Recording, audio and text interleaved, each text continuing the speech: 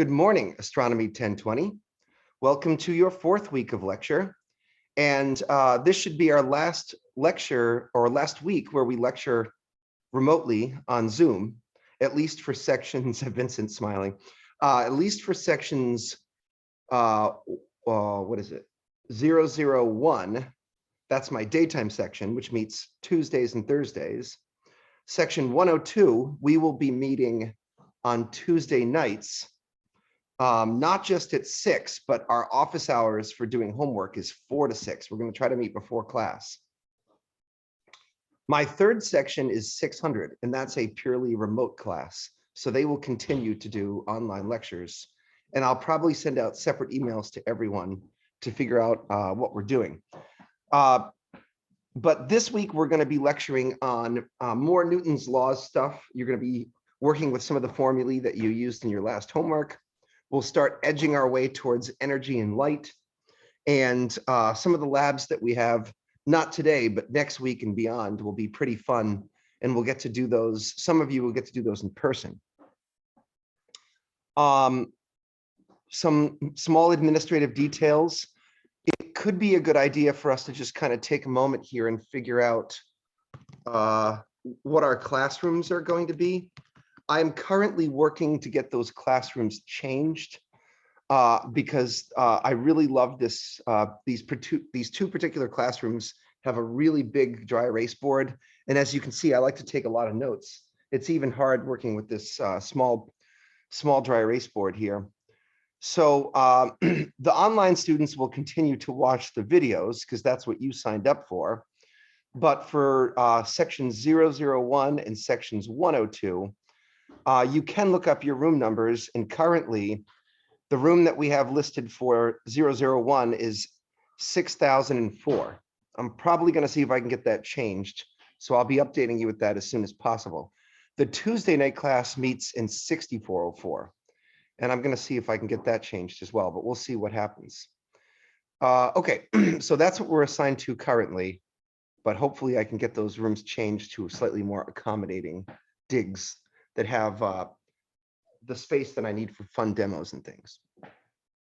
All right, now that we're done with that, let's talk Newton and the law of gravity.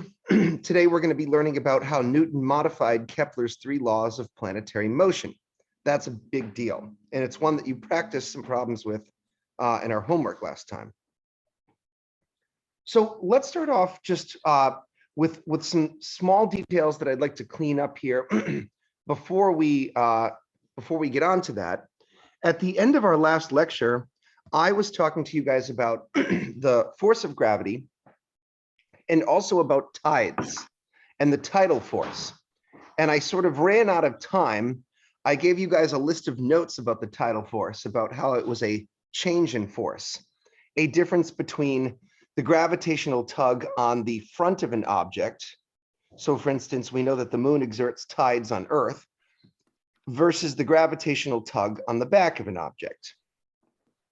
The Earth might be a single planet, a single entity, but it is made up of a collection of bits of rock and metal, each which have their own lumps of mass. And in theory, all of those little elements of Earth mass, those little lumps of rock and metal, should all be experiencing a force of gravity between itself and the moon. Actually, it might be easier here if we make use of the whiteboard. So let's do some things. I'd like you guys to have your calculators handy for this exercise. Let's start by making a circle to represent Earth. And let's see, I know that the radius of Earth is what? 6,400 kilometers, right? That's the number that we're always using here. The distance between Earth and the moon, let's make ourselves a little moon now. Here's a moon, is 3. Oh, sorry. Let me change the color there. Control Z. All right. So here's the moon. And the center to center distance between Earth and the moon is 384,000 kilometers.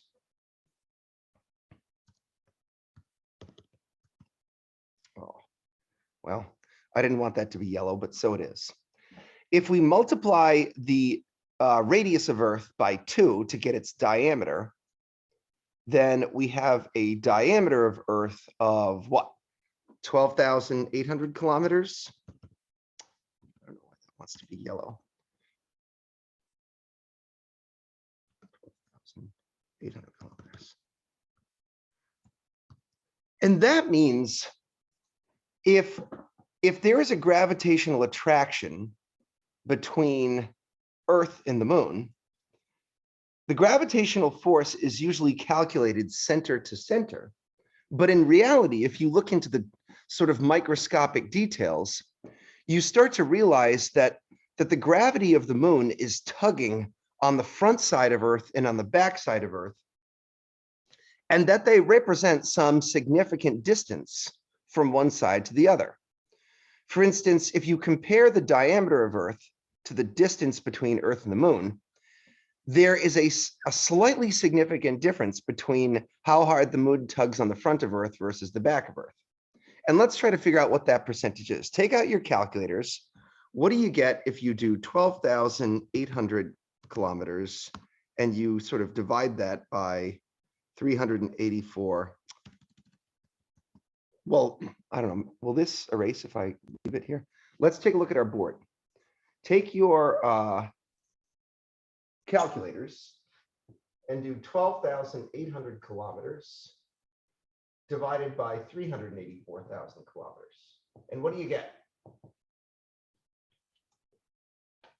This is both a test of your ability to manage percentages as well as anything else, and learn about tides. Talk to me, people, or I'm going to give you the goddamn pre-recorded video. Talk to me. Can you hear me? Huh? Can you hear me? Isn't it about 1/3? Hell no. That is not 1/3. Yeah. That's what I got as well. Oh, Mike, it sounds like you're underwater. Oh, it's Yeah, How's your, you never had a mic before. Is this your new mic? yeah, I'm still working out some things. What you might want to do, Mikey, is you're going to need to adjust the volume of your mic, probably the placement too. My cat just sneezed. Sorry, Mike. If you look next to your mute button on Zoom, there's a tiny little arrow or a caret, and you can click your audio settings, and then there is a button to adjust your microphone level. You might want to play around with that. I could hear you though, but just not clearly. All right. So what do you get when you divide 12,800 by 384,000 kilometers? Just give me the number. 1 sig fig. That's a sorry. Vincent, do you have a calculator? How about my trolls? Does anybody care? I'm starting to get the heebie-jeebies here, guys. There are, let's see, 1, 2, 3, 4, 5, 6, 7, 8, 9, 10, 11 humans in this Zoom. Someone needs to talk to me. Mikey is trying and his microphone doesn't work that great. 0.03. Thank you. 0.03.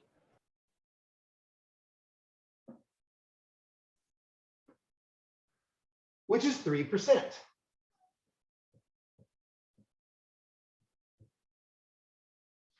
This, to me, means that the front side of Earth, the side facing the moon, is 3% closer to the moon than the back side, right? So let's see if I can just get rid of that last little drawing I made. Yeah. So if you're here, the front side of Earth, in fact, let's try this a different way. What if we created a giant planetary cheese grater? Okay, so we'll use orange here. And I could imagine taking a slice of Earth, rock and metal, as if I was, slicing up some provolone at the deli, and taking a chunk of Earth rock that was closest to the moon. And if I could slice a little chunk of Earth rock, this front side of the Earth would have some gravitational attraction between the moon and itself. Meanwhile, I could take an equally thin slice of Earth provolone at the back side of Earth. And what we just calculated is that the front side of Earth provolone should be 3% closer to the moon than the backside. And that means if you could calculate whatever that force of gravity was, there would be a difference. Now, the force of gravity will depend upon how thinly you slice Earth. Let's imagine we take a very thin slice, and let's imagine for some reason the front slice is 40 newtons. Now, I don't know, a 3% difference in distance might come out to a 9% difference in force because it's an inverse square law. And so, I don't know, maybe you've got 4 newtons tugging on the back or something. I'm sure these numbers aren't very good, but that means the front side of Earth will experience a different force than the back side of Earth because it's closer to the moon. And the tidal force is the change of force. It's the 40 newtons minus the 4 newtons, or 36 newtons. And that means that there is a 36 Newton differential. A differential force means it's being yanked side to side that's pulling the Earth apart. And this helps us to understand why we get 2 high tides a day. If you look at this picture here, you can see that we get a high tide that is towards the moon, but we also get a high tide that yanks away from the moon. This could be understood in 2 ways. In an Earth reference frame, you can think of the Earth as being yoinked apart by a 36 Newton gradient of force across its body. Or on the other hand, if you wanted to, you might think of the center of Earth as being closer to the moon than the backside by 1.5%. So you could think of the middle of Earth as being tugged away from the backside of Earth. Any way you cut it, you're going to get a bulge or an ellipsoid, an oblate spheroid, which means a sort of football-shaped Earth. And Earth's deviation from sphericity is small, but significant.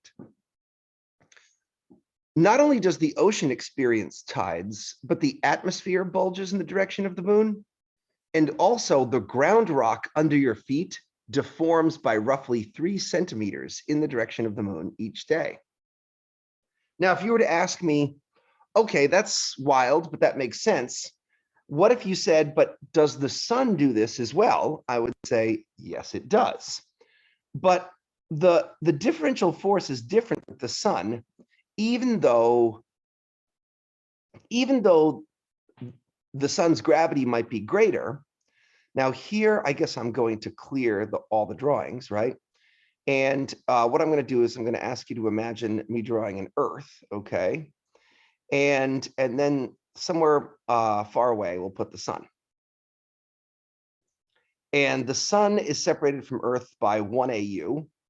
And you guys know that 1 AU is 150 million kilometers away, right?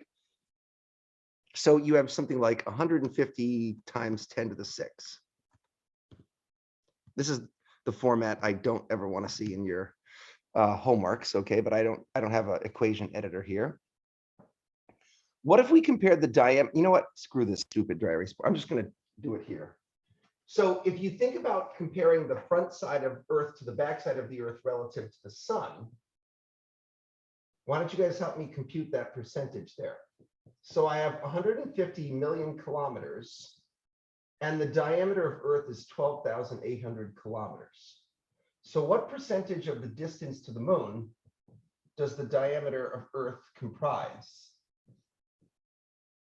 Can you guys punch that into your calculators, please? Vincent, punch it in. Caitlin, punch it in. Josh, punch it in. No slackers. Give me a number.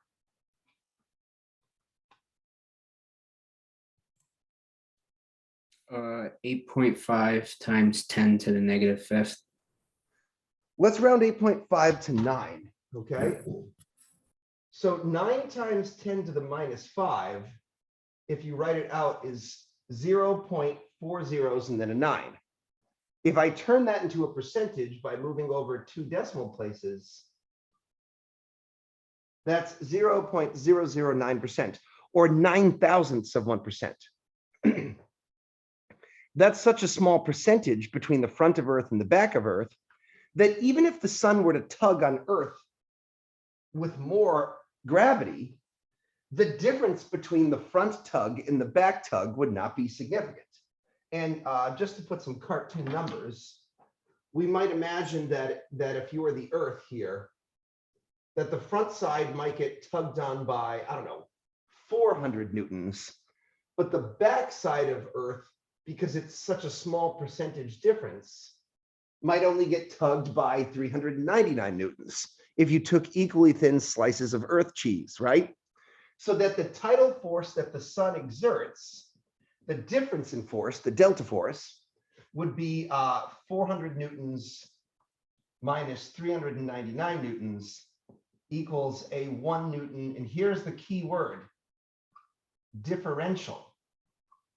That's what a tidal force is. It's a differential in force. So it is possible for me to say two things that sound contradictory, but are actually not. And it goes like this. The gravity that the sun exerts on Earth is at all points greater than the gravity exerted by the moon. But the differential force, the tidal force that the moon exerts, is greater because the difference in force from the front minus the back is greater from the moon than the sun. And those are two things that sound contradictory until you start looking into these sort of gory details here. In fact, the sun does exert tidal forces on the Earth. And any good Rhode Island cawhogger, fisherman, or ocean-going person would know this, because during the month, we have something called spring tides. During new moon and full moon, when the gravity of the sun and the moon are aligned with each other, you get extra strong tides once a month. We call them spring tides. And at first quarter and third quarter moon, when the moon is perpendicular to the direction of the sun's tidal force slightly offsets the moon's, and those are unusually low tides called neap tides. And ocean-going people and fishermen know all about these things. Tidal forces aren't just about changing the height of water on Earth. Planetary bodies all throughout our solar system experience tidal forces. And in astrophysical situations where stars come in close contacts with things like black holes, tidal forces can be very powerful. One of the things that makes black holes so dangerous if you get close to them is, in theory, a black hole is a point of 0 dimensions.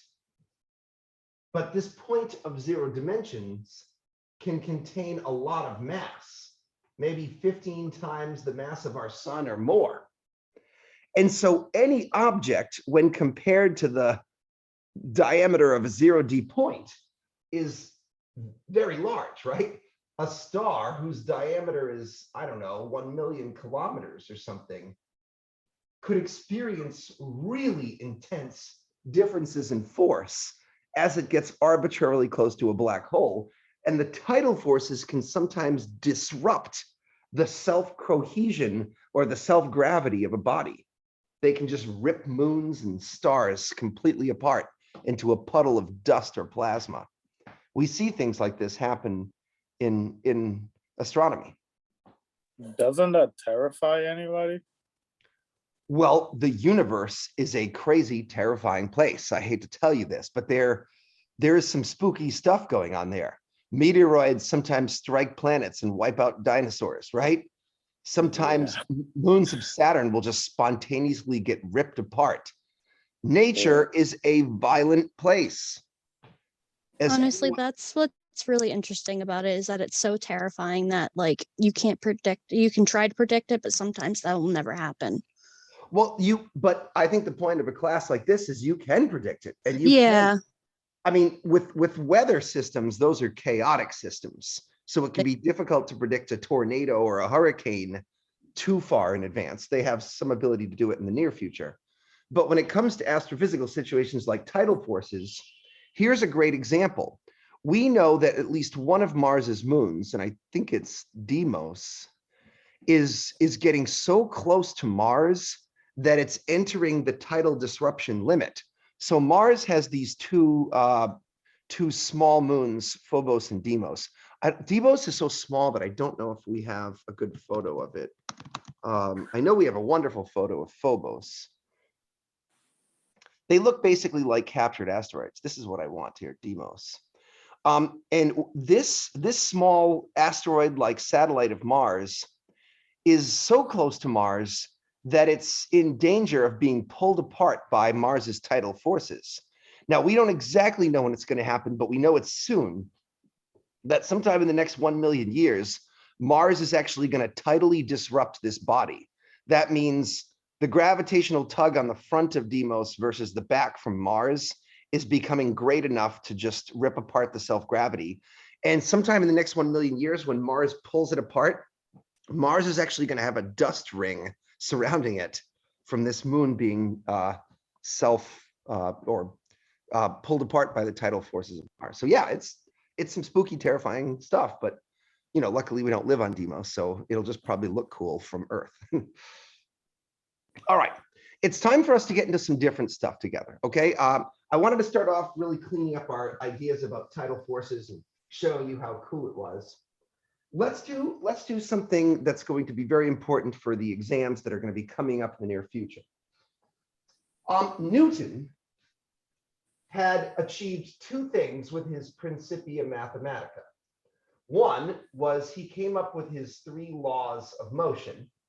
We studied this last time, of which perhaps the most important law is the second one, force equals mass times acceleration.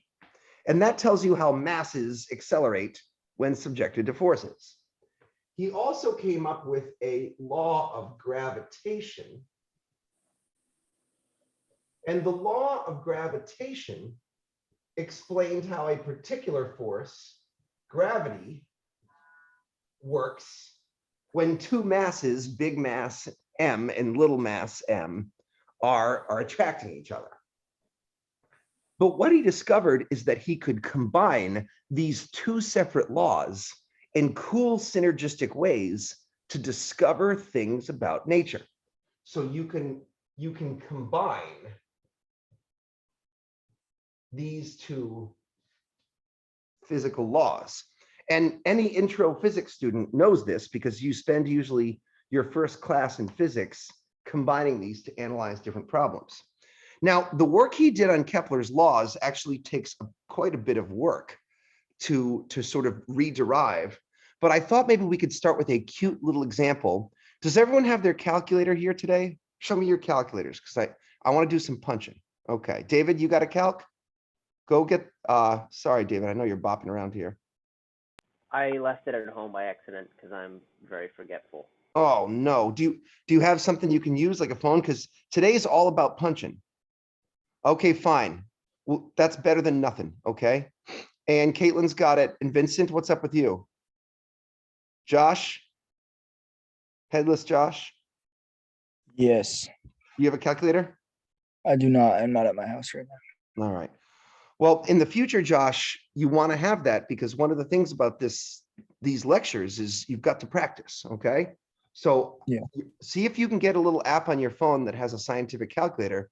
Otherwise, I'm not sure that you're going to get the most out of today's lecture, you know? I think my phone should be fine. I think the Apple phone's good. If you turn it sideways, it's a scientific calculator.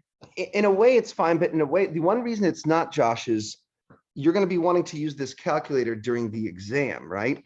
And so, you know, you wouldn't train for a battle with a gun that was different than the one that you were going to fight with, right? You wouldn't practice sword fighting with a samurai sword if you were then going to go into a battle with some kind of a knight's broadsword. It would be not the best thing to do. So there's nothing you can do about it now, but in the future, I want to impress upon you the importance of having one of these. Okay, let's see if we can do a cute little example explaining what I mean here. You guys remember that one of the stories that's told about Newton is that he was inspired. Let's look at his home again. Oh, actually, I've got it called up here from my previous lecture. That he was inspired to develop his law of gravitation by seeing an apple. Where am I? Sorry. By seeing an apple fall to the ground. And in fact, they still have such an apple tree in the front yard of Woolsthorpe Manor. Supposedly, there's a little sign there, and it says that the apple tree that's in the Isaac Newton's front yard is a graft of the original one that was there in 1640 something when he was a student working on Principia Mathematica. So let's try to see if we can calculate the acceleration that an apple would experience when falling to Earth. That's basically the problem that inspired Newton. So the question that we're going to try to resolve by combining these two laws of motion is find the acceleration of an apple.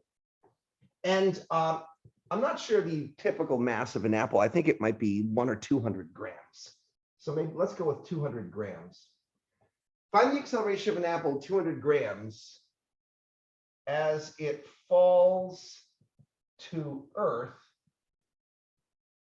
from a, let's see, how tall do you think a typical apple tree would be, right? Has anyone ever been apple picking? Here's a meter. A meter goes from the floor to my belt. A second meter goes from my belt to just above my head. I'm maybe 1.6 meters tall. How tall do you think an apple tree would be in meters? 10 meters, 12 meters.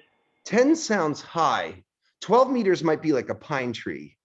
But here's what I'm thinking. I'm thinking. You're like 8? Yeah, even 8 sounds kind of tall, right? Like a classroom, in the classrooms at CCRI, I often try to measure their height in meters. And I think a height of a CCRI classroom is maybe like 3 to 4 meters. Anyways, it doesn't matter. Let's say 4 or 5 meters. 8 might be a little much. It's going to turn out to not matter really, but let's say the height of an apple tree is 5 meters.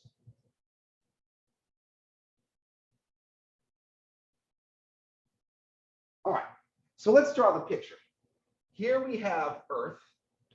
I'm going to use my Frisbee to make a nice picture. And use a circle maker or a coffee can lid or something like that. All right, so here's a circular Earth.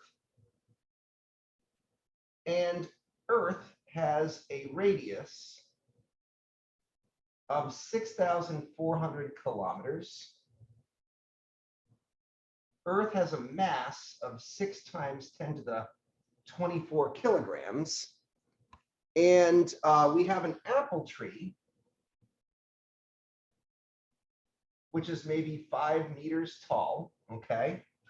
And then we'll put a little red, since we're Rhode Islanders, we'll put a little red Macintosh.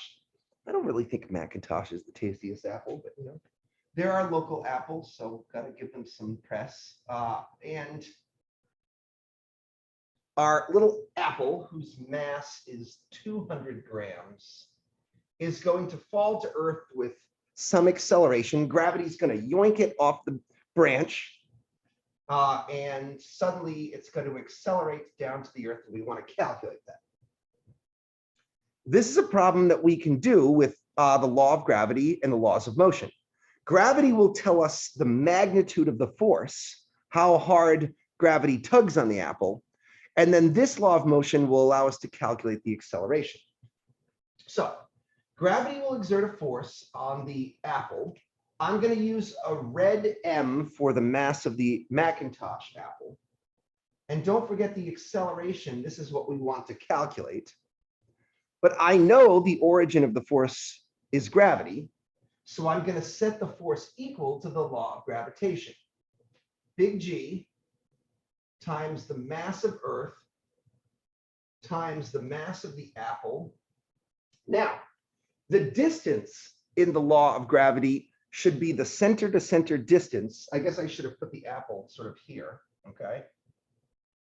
So let me move the apple over here so we can imagine the center to center distance. What should we use for the center to center distance between the apple and Earth?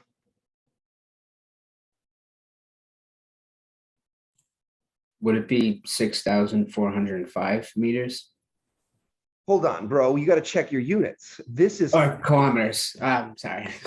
But what do you do about that, Vincent? I mean, Vincent, talk to me, baby. 6,400 kilometers, 5 meters. What do I do? Oh, so that means we would have to switch the kilometers to meters. All right. Do you have powers to do that? Are you strong enough to do that? Yes. Okay, how would you do it? First we would do the dimensional analysis. Okay, so I already wrote down the number I want to convert, and now I'll do step 2 for you. There's your division bar. Why don't you do step 3 for me? Write down the units first without the numbers. So kilometers would be on the bottom and Yep. meters would be on the top. I like what you're doing here. You're impressing me. Okay, And so then what? keep going. Oh yeah, cancel out the units. And then you put in the numbers. So 1 kilometer would be on the bottom and 1,000 meters would be on the top. Okay. Can you do that in your head without a calculator? It would be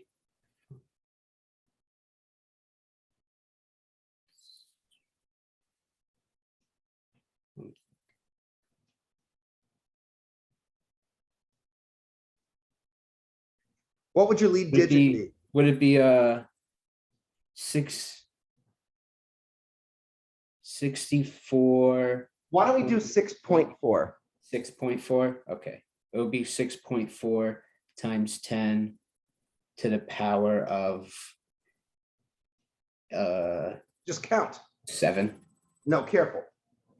1, 2, 3, 4, 5, 6.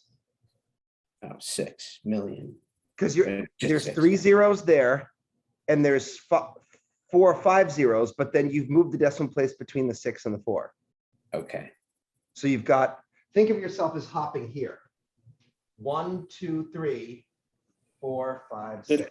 Did it give you guys this number? Because it gave me this one to me. Oh, look, I'm confused here. We got 6.4 times 10 to the 6, and it looks like Lionel got something different, right? What did Lionel get?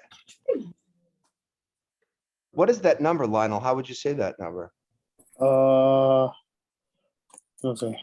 2, 3, 4, 5, 600, 640. No, I don't know how to say this number. It looks kind of iffy to me. You put it, it's not iffy. You put commas. Sorry, hold on. First of all, this is the number that Vincent got, but this is the number that Lionel got. Who's right? I don't know, but I mean, I'm not They're too the same confident thing. in. Yeah, Same I was thing. fucking with y'all. Okay, I was trying to see.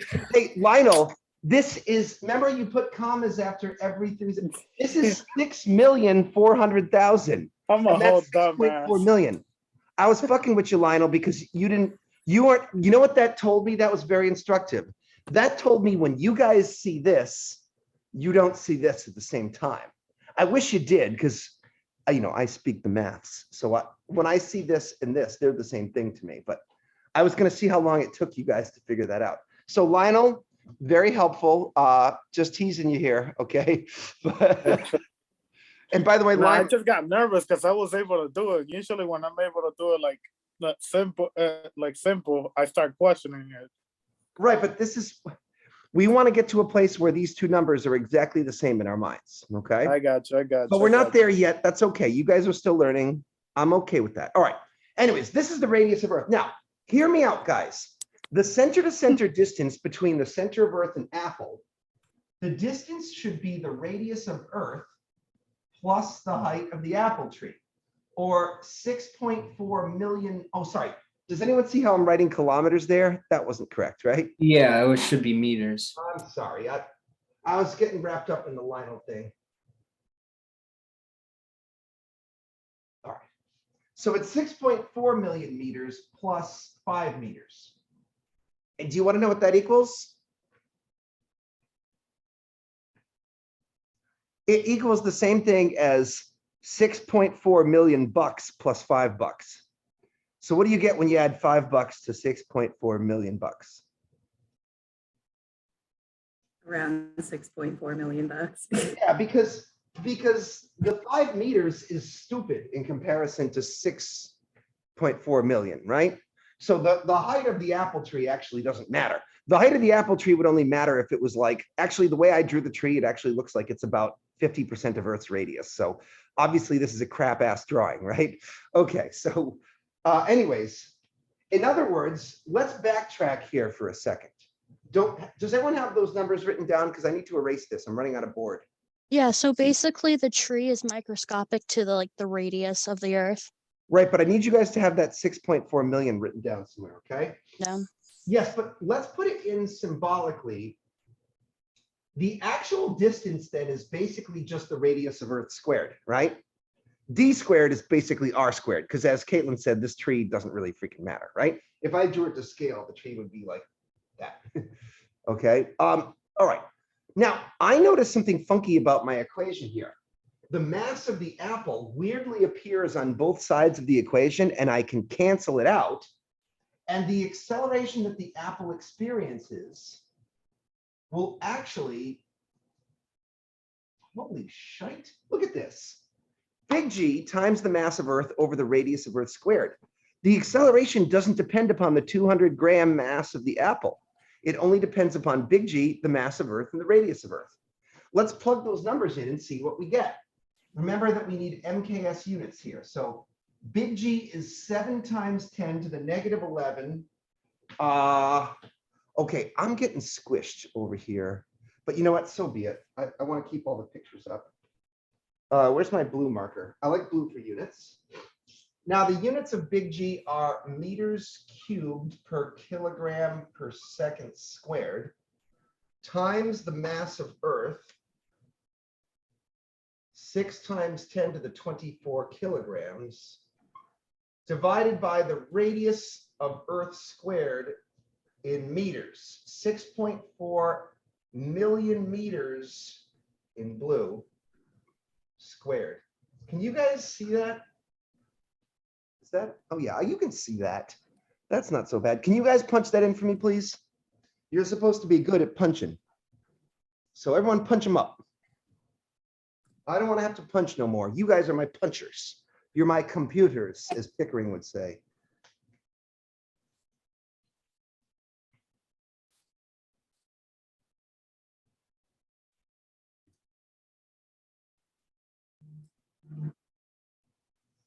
Whoever gets a number, just shout it to me. Ooh, before I fall asleep here.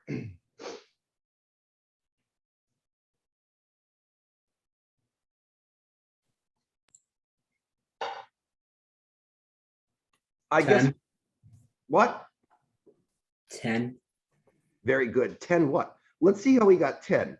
7 exp negative 11 times 6 exp 24 divided by 6.4 exp6. You got to square that, badoink, and then you have to hit equals. So very good, Vincent. Rounding it to 10, but 10 what? What are your units of acceleration? Second. Would it be meters per second squared? Damn, you're good. Damn, you got a future in physics, my friend. Look, meters squared cancels with 3 meters, leaving meters to the first. Kilograms cancel, and that's right, our units of acceleration are 10 meters per second squared. Vincent, this feels familiar to me, doesn't it? It's almost like I've heard this before. What was that? Isn't that the gravity on Earth? The force of gravity on Earth? Gravity is like an abstract concept. It's not called the gravity of Earth. It's called the local acceleration of Earth's gravity. It's the acceleration caused by gravity, not gravity itself, right? In other words, this is what's called little g. Remember that?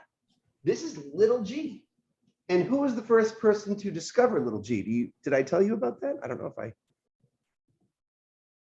Who discovered little g?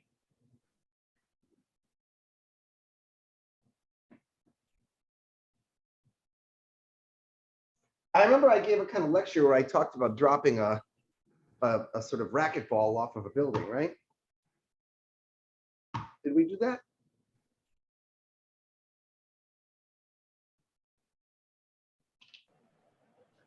Little g wasn't discovered by Newton. It was discovered by one of his predecessors.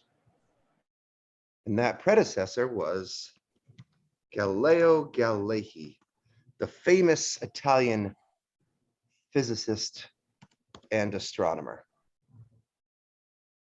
100 years before Newton, Galileo, who's sometimes known as the father of modern experimental science, conducted a number of experiments that disproved the physics of Aristotle. Aristotle had claimed, quite incorrectly, that if two stones were to fall to Earth, the stone with the greater mass would fall to Earth faster than the stone with the lighter mass. And his argument was the more massive stone would have more gravitas than the small stone.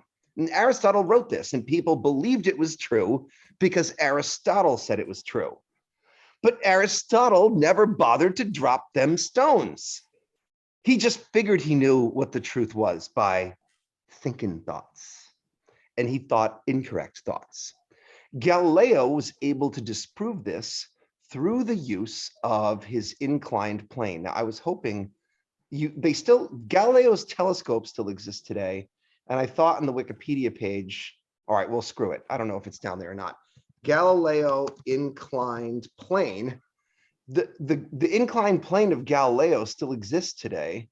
Here's a picture of it at the Museum of Galileo. Look how beautiful. Look how beautiful this thing is. Look at that. That looks like some real damned craftsmanship. Galileo was sort of a sophisticated carpenter, right? Now, he did this cool thing with the inclined plane. He rolled spheres of different masses and densities. He couldn't just watch the thing fall to Earth because it would go too quickly, but he rolled spheres of different densities down this ramp. And do you see these little bells here? As the balls passed by the bells, they would tinkle the bells, and he could time the descent by listening to the tinkling of the bells. In other words, and David, I can see that you play bass sometimes during our tea break, which is cool. I'm a musician myself. He was very musical in his thinking. He would listen to the increase in cadence of the bells getting faster and faster, the number of times they tinkled per second. And that's how he measured. That's how he measured the acceleration, which is actually quite ingenious, right? Because it makes use of the fact that your ear is actually a better temporal detector than your eye, if you think about it, right? Anyways, that's pretty effing cool. He showed that all objects accelerate to Earth at the exact rate, and I think he roughly even knew what it was, 10 meters per second squared. Emma, your dog is very cute. I just want to look at that puppy for a second. Look at that little guy. Oh, all right. Did Galileo also, was he the guy that was talking about if you drop a feather on a hammer or like a rock or something, that in like a vacuum, it would fall at the same rate? So weirdly, that wasn't Galileo, but that was Neil Armstrong. And since you mentioned that, I want you to think about this for a second. If you go to YouTube in the 1960s, when the Apollo astronauts, hammer, feather, when they went to the moon, they did a number of demonstrations for the American public that were watching back home. This one's only 48 seconds. The quality is a little bit grainy here. This is 1 minute. I think we can spare a minute here. In my right hand, a hammer. And I guess one of the reasons we got here today was because of a gentleman named Galileo a long time ago, who made a rather significant discovery about falling objects in gravity fields. And we thought that where would be a better place to confirm his findings than on the moon. And so we thought we'd try it here for you. The feather happens to be appropriately a falcon feather for our falcon. And I'll drop the two of them here, and hopefully they'll hit the ground at the same time. Woo! How about that? Now think about this. These guys have made the first manned expedition to the moon. That's got to be really scary to be like landing your module on this alien planet. Think about all the shit they must have had to do there. Number one, not die. Number two, collect some rock samples. Number three, take a cool picture of the Earth. Think of the 10 million awesome things that they probably had to do on the moon. How about number four, bounce around in low G, right? And those guys took time to reproduce Galileo's experiment. They did not need to do that. That was for the kids back home, right? But they were saying that Galileo had such an important contribution to the history of science that that's why these mother effers are on the moon. And he drops those two things so you can see it happen. Well, yeah, getting back was scary, right? They had to blast off the thing. We can talk about that when we get to escape velocity. Okay, stay tuned. That's coming up. Yeah, my grandfather actually helped get the people off of Apollo 13. No So kidding. yeah, All right. and if you actually, I have it upstairs. I'll have to bring it down after tea break. He noticed something was wrong in the Air and Space Museum in the Smithsonian because according to Apollo 13 or something like that, and we have the letter of the Smithsonian saying that, oh, they're gonna fix it. Oh, wow, that's very cool. Yeah, I'd like to Yeah, see what that's all I'll about. have to bring it down. So it sounds like you've got a long history of science and engineering in your family, and that's wonderful. Yeah, my grandfather was a pilot in the Navy, so Yeah, people who are into that sort of thing, obviously this goes hand in hand with that, right? If you can geek out about airplanes and things like that, this is going to be stuff you're interested in. I want to make a point here, though. I'm trying to teach you guys two things at once. I've actually got a dual message to this lesson. The first is this was a little demonstration of how one could simply combine the laws of motion with the laws of gravity and rediscover a truth that Galileo had discovered 100 years earlier. But the question I'd like to ask the class is, did Isaac Newton waste his time doing this if Galileo had already figured this out 100 years earlier? Did Newton do anything new to contribute, or was he just recombing the same surface again? I don't think so. I think he definitely did not waste his time. Definitely not. But why? What's the insight here? This might be hard for you guys to see since you're new to the physics thing. What did he do that was new? He got the same answer, so that's not new. It's not about the answer. Okay, fair enough. Did he combine both things? Like the Yes, that was the starting point. This was the end point. But yeah. Okay. I just want to say it's like. Can I erase this so I can draw here and explain? The lesson that you just learned was actually about the two types of scientists found in nature.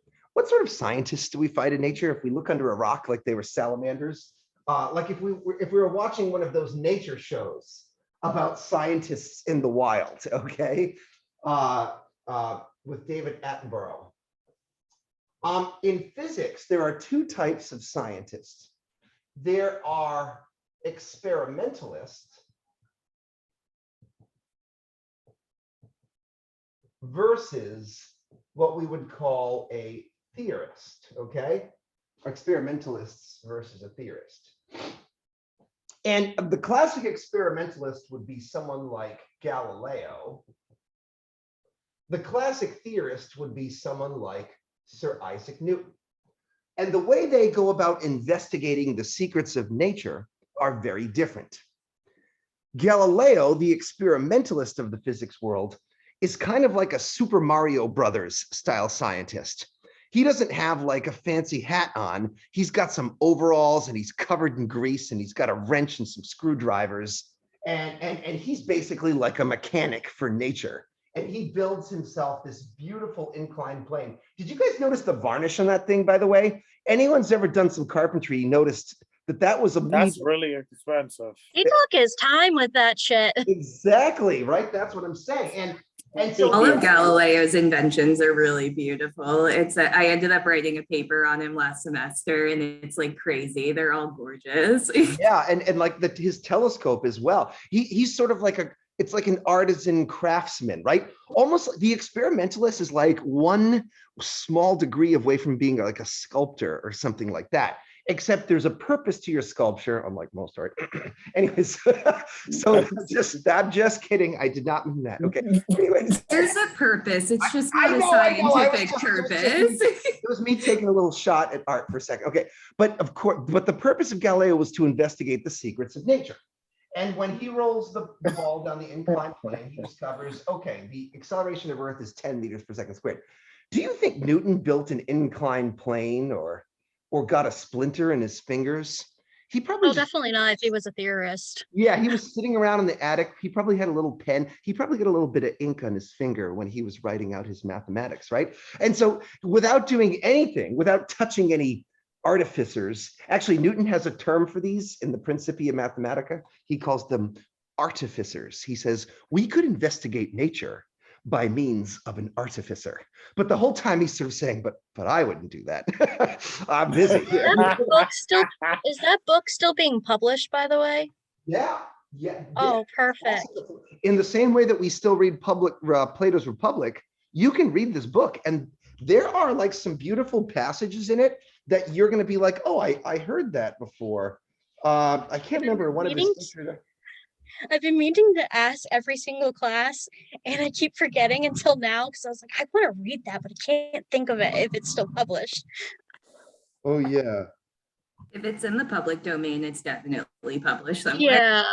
Yeah, you could probably get this right off of the internet in a way. Yeah, that's a good question, David. Yeah. Oh, I'm about to know what I'm doing for my weekend. You can Google this and probably get the whole damn text right as a PDF. I wouldn't be surprised. Yeah.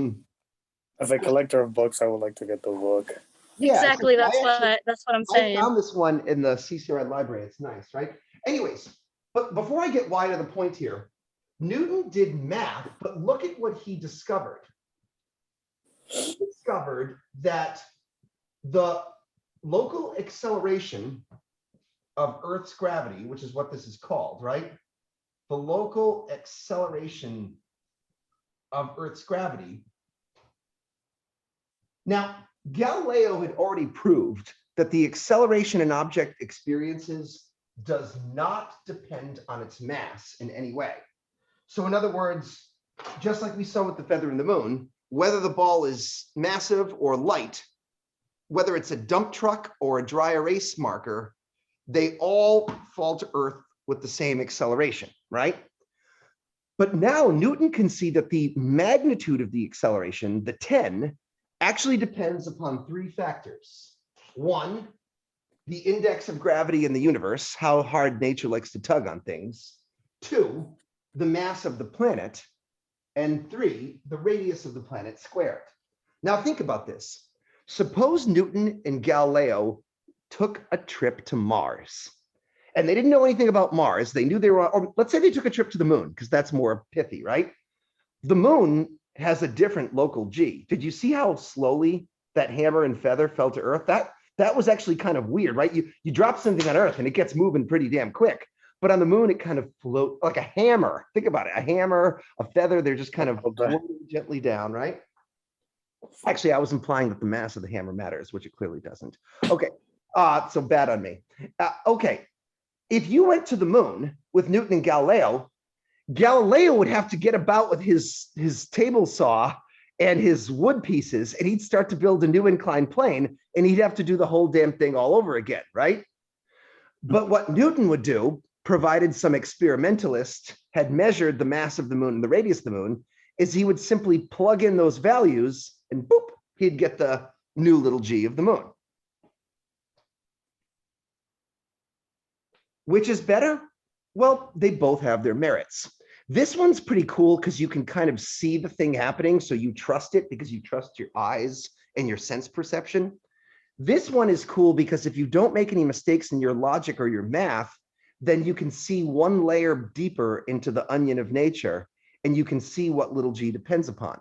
In fact, for science to work effectively, we need both of these types of scientists to work together to keep each other in check.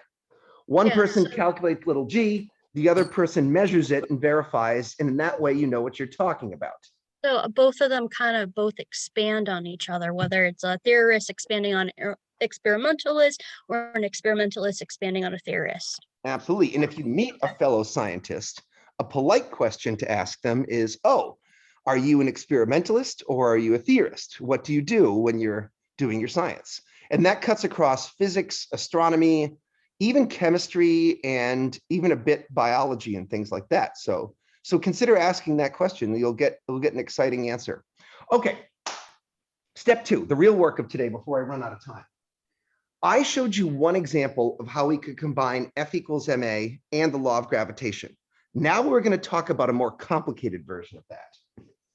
Newton played this game over and over again. And just as he rediscovered a truth of Galileo, he discovered deeper levels of truth to Kepler's laws of planetary motion. And here we might do some good remembering. This section of your notes should be called Newton's version of Kepler's three laws. And I ran out of space, but it's Kepler's three laws of planetary motion.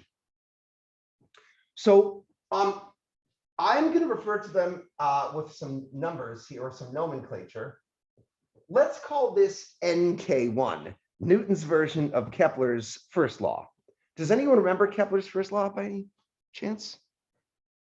This is the thing I might kind of test you on, you know. When is our test anyways? It's coming up. Oh, let me take a peek while you guys are looking that up. Law of inertia. That's okay. This can get confusing. That is Oh, Newton's. no. That's Newton's third law of motion. Jesus. Oh, that's first law. That's the first law. Yeah. But what about Kepler's first law of planetary motion? Law of ellipses. Right. And so, oh, by the way, midterm, we're scheduled for either Tuesday, March 1st or Thursday, March 3rd. We'll talk about that. So let's share screen. Let's look at my slideshow. That was pretty cool. I'm glad we worked in that. Let me close this tab before, you know how YouTube is. It'll just start playing crap on you. And let's go on here. Yeah. So this is the idea. So read it out to me again, buddy. A planet's orbit the sun on the ellipsis with the sun located at the focus point. Right. So the planet orbits the sun on an ellipse, the sun at a focus point. Newton realized that that was fine when you were dealing with a little dinky planet and a big fat star. But what happens, because now Newton can see that any two objects in theory could orbit each other, right? For instance, you could have, in theory, a binary moon system or even a binary star system in which the mass of one star was equal to the mass of the second star. And Kepler's version of his law would not have a good way of describing this scenario. Obviously, two masses, two stars of equal mass will orbit each other, right? But does mass M1 orbit mass M2 on an ellipse with M2 at the focus point? Or does M2 orbit M1 on an ellipse with M1 at a focus point? The Keplerian version cannot address this situation. Newton's version could. What do you think would happen? Two stars of equal mass. They orbit a point in the middle. Yes, they do orbit a point in the middle. And the point in the middle is what we call the center of mass. And the center of mass is the actual middle if the two things are equal in mass. But there is still a center of mass, or they sometimes call it a center of gravity, even when the masses are not perfectly equal. And I've got a little cartoon here describing this. Here's a little cartoon. The center of mass of two stars that are equal is in the middle. Let's say star 1 is 4 times more massive than star 2. The center of mass will then be shifted to 1/4 of the distance between their centers. If star 1 were, say, 10 times more massive, the center of mass would shift to 1/10 the distance between them. Now, let's consider a situation where it's the sun and the earth, right? The sun is literally millions of times more massive than Earth. So the center of mass of the Earth-Sun system is shifted to 1/millionth the distance. But we know the distance between Earth and the sun, right? It's 150 million kilometers. And that means 1/millionth of 150 million kilometers. You guys know what that is, right? A millionth of it would just be 150 kilometers. But oh snap, what if I told you the radius of the sun was 700,000 kilometers. That would mean the center of mass of the Earth-Sun system at 150 kilometers was like inside the belly of the sun, right? So the center of mass of the Earth-Sun system is actually a point somewhere inside the belly of the sun. The way Kepler's law should have written itself, according to Newton, was a planet orbits a point inside the belly of the sun on an ellipse, with a point inside the belly of the sun and a focus point. Oh, and by the way, the sun also orbits a point inside the belly of the sun on an ellipse. Or in other words, the Earth causes the sun to wobble on its axis, and the two are orbiting a common center of mass. Both objects are on an ellipse. In this case, the ellipse happens to be a circle, so that's kind of cheesy. They don't have to be circular.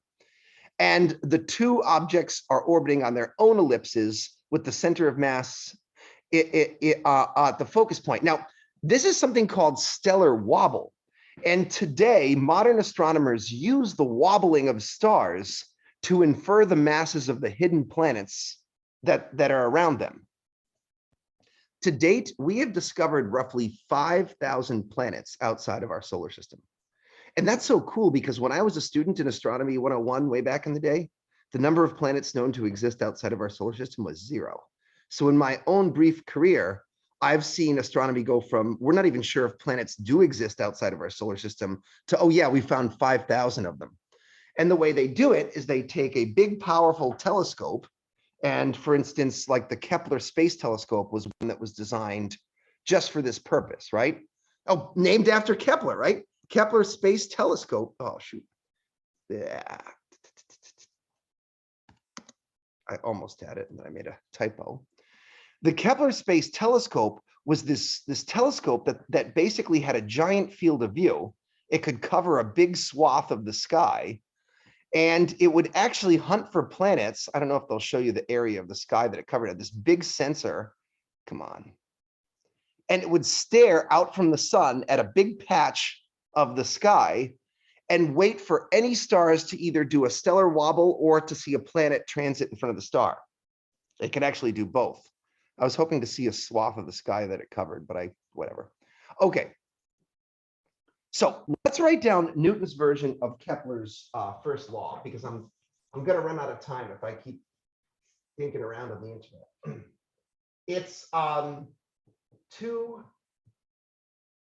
masses orbit let's say it this way: orbit each other, okay, on an ellipse with the center of mass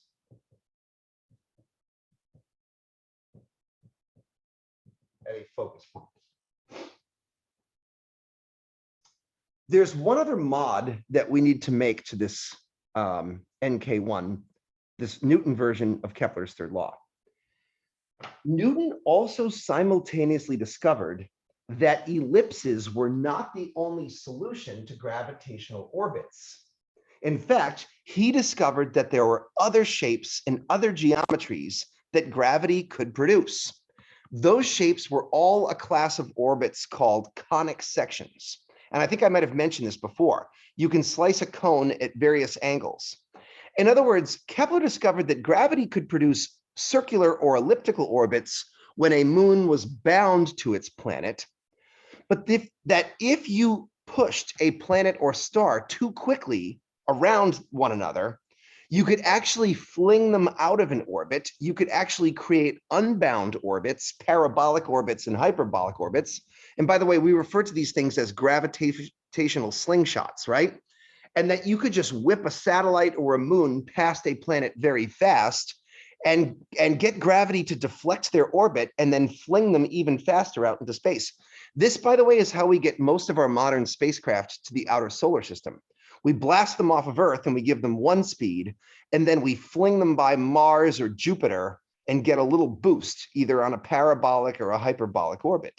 And Kepler's first law wouldn't have accounted for any of those things. So if we want to do this right, we would say two masses orbit each other. Let's do it. We'll do strike through on conic sections. And there's no way that Kepler could have sort of understood that. At least I don't think so. Okay, NK2. Here's the weird thing about NK2. This was called the law of areas. And if you want to remember this law, the quick and dirty version of it sounds like this. Equal areas in equal times.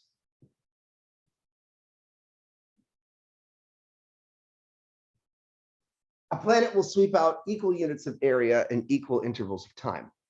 The cool thing about NK2 is that NK2 is the same as K2. In other words, Kepler got this one completely right. The law of areas was 100% true, no modification needed.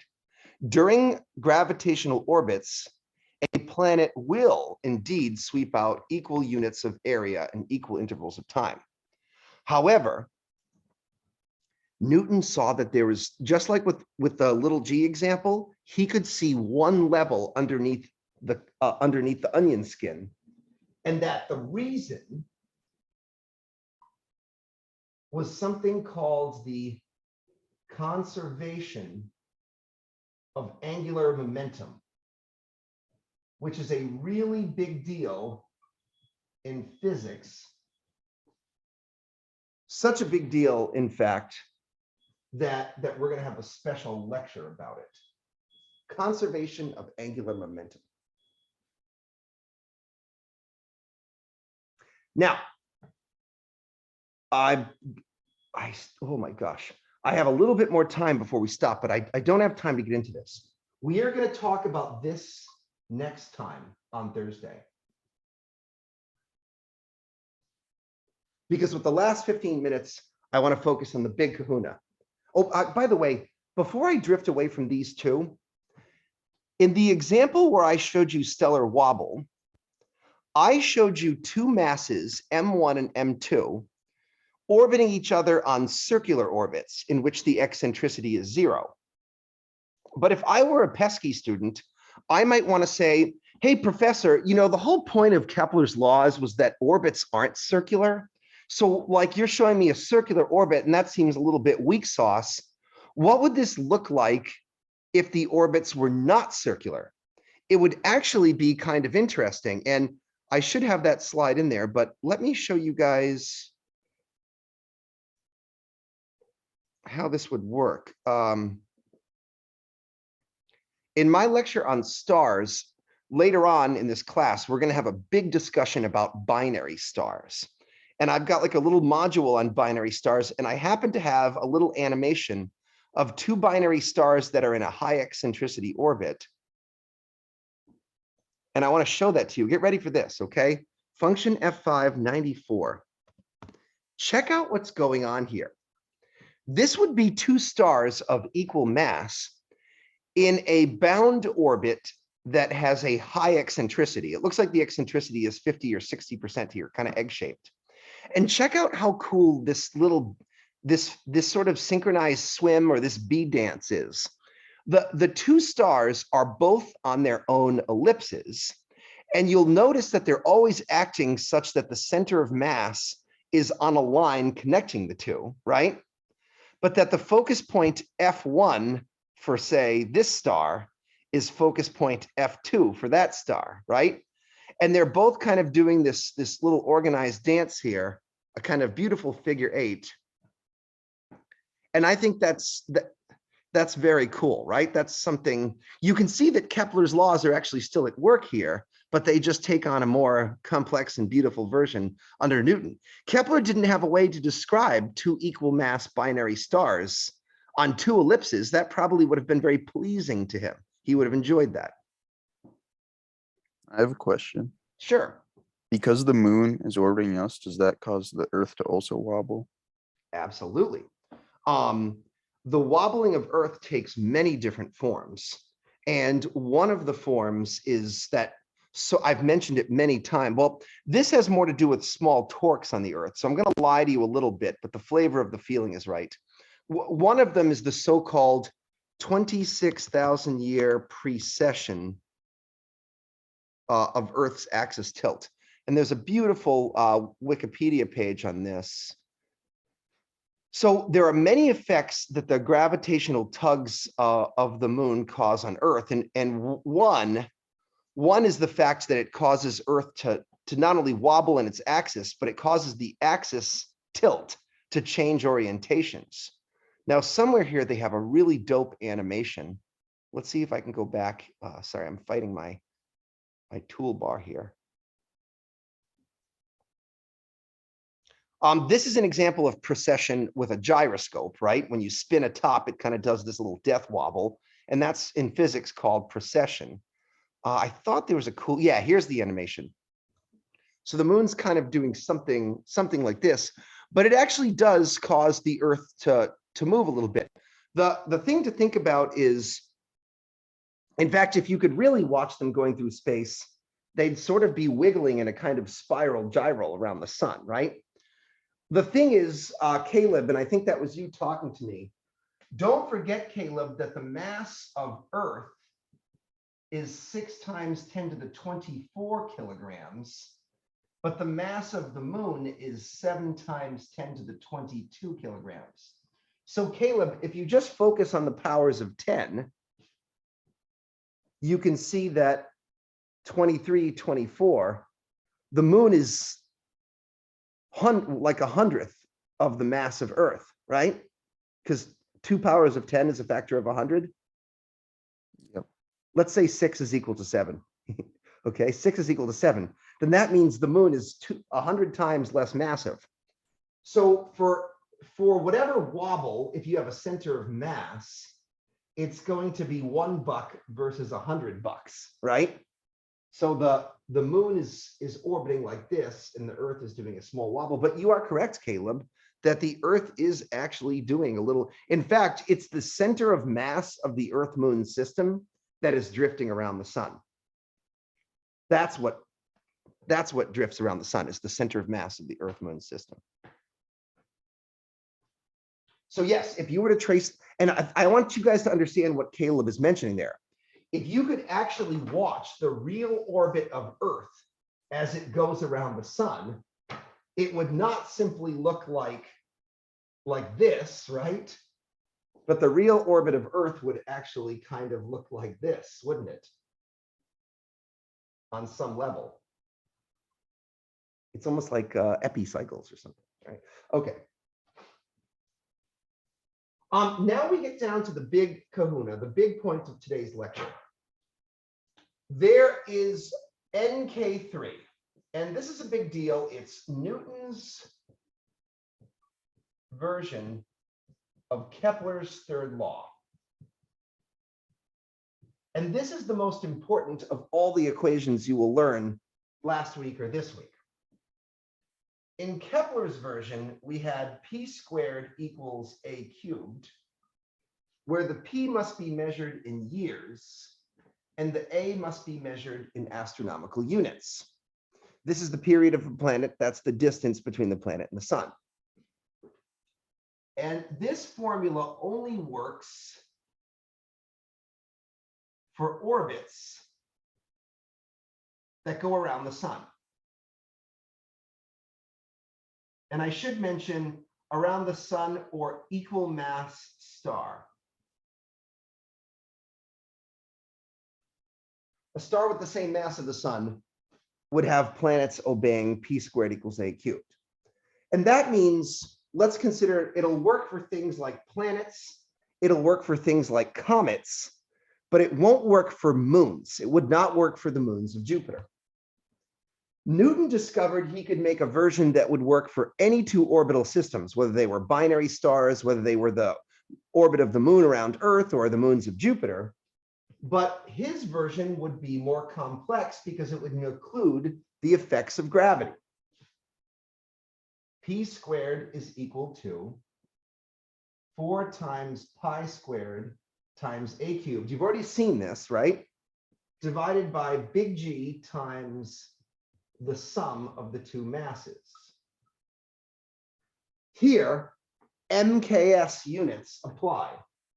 Do you guys remember what MKS stands for? Talk to me about MKS. Is it meters, kilometers, and seconds? Not kilometers. Meters and kilometers are both units of length. The A will be measured in meters. The K doesn't stand for kilometers, but kilograms. Kilogram.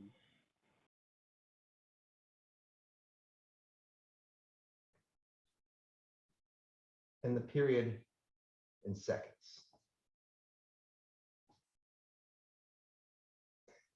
And this version is more complicated, but it works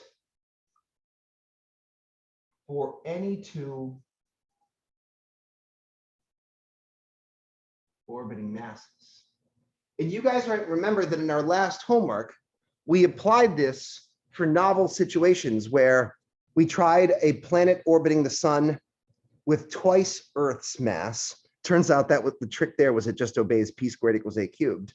But then we tried it for a star whose mass was 4 times the sun, and we found that it would shrink our orbital period to half a year.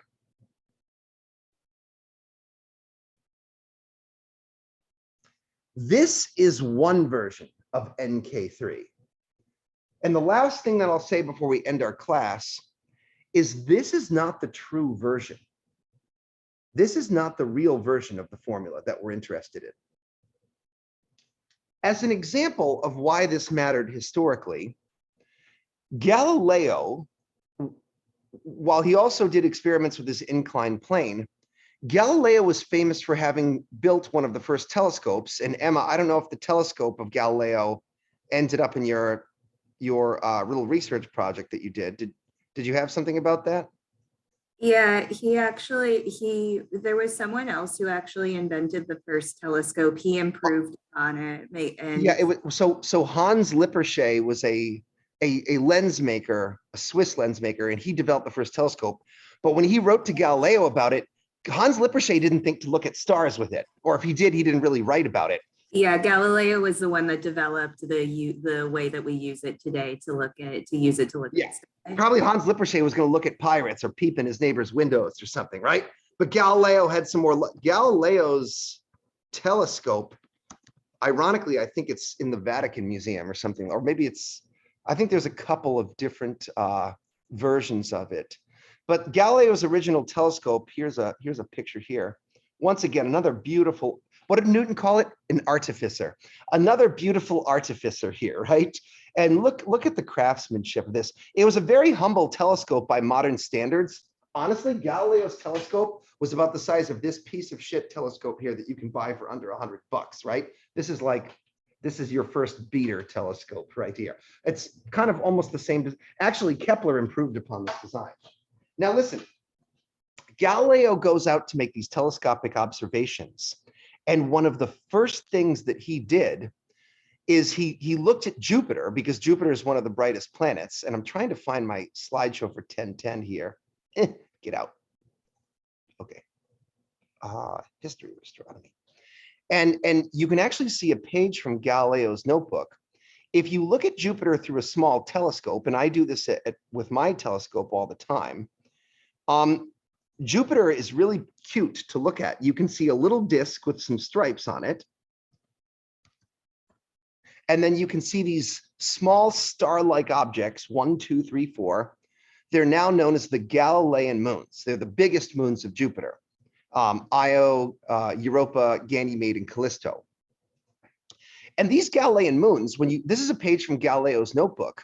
Night after night, Galileo watched as the moons would shift position and then kind of drift back and forth in front of Jupiter. And this was a holy cow moment for Galileo, because he was like, holy shit, look, there are things that don't have to orbit Earth. This proves that Copernicus was onto something, because here are these planetary orbits that are happening that have no connection to Earth whatsoever. And he wrote Kepler about it, because Galileo and Kepler were contemporaries. And he said, Kepler, I just checked out, I built a telescope, I looked at Jupiter, and I saw these moons going around it. What do you think of that? And Kepler wrote him a letter back and said, holy cow, you should try p squared equals a cubed and see if that works. So Galileo said, okay, I'll try it. And he carefully measured the distance between the moon and Jupiter in his telescope. And then he timed their periods. And Galileo discovered that p squared equals a cubed did not work for the moons of Jupiter. And Galileo lost respect for Kepler. Galileo was like, this guy thinks he knows what the F is up with the Copernican solar system. His fucking p squared equals a cubed doesn't even work when you try it for moons of Jupiter. And Galileo was like throwing him shade. Why didn't it work? What did neither of them understand?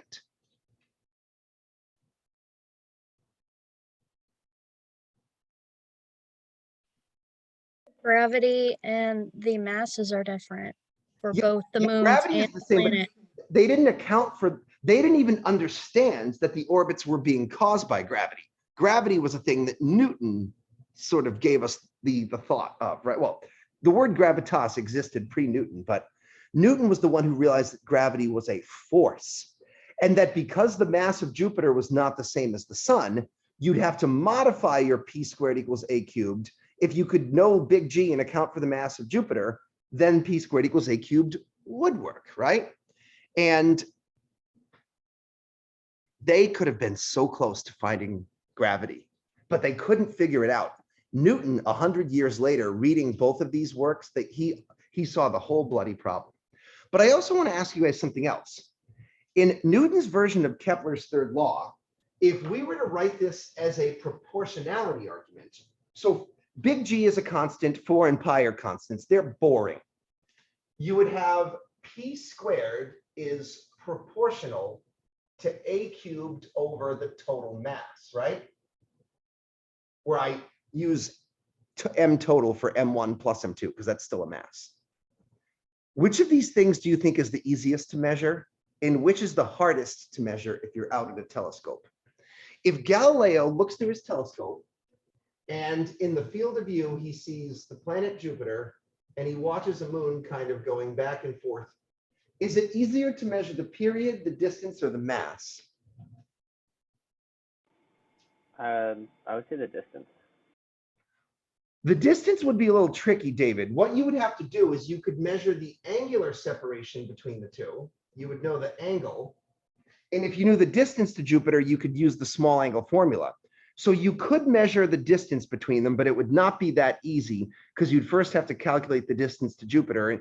Do you understand? When you look through a telescope, you don't see a distance, you see an angle, right?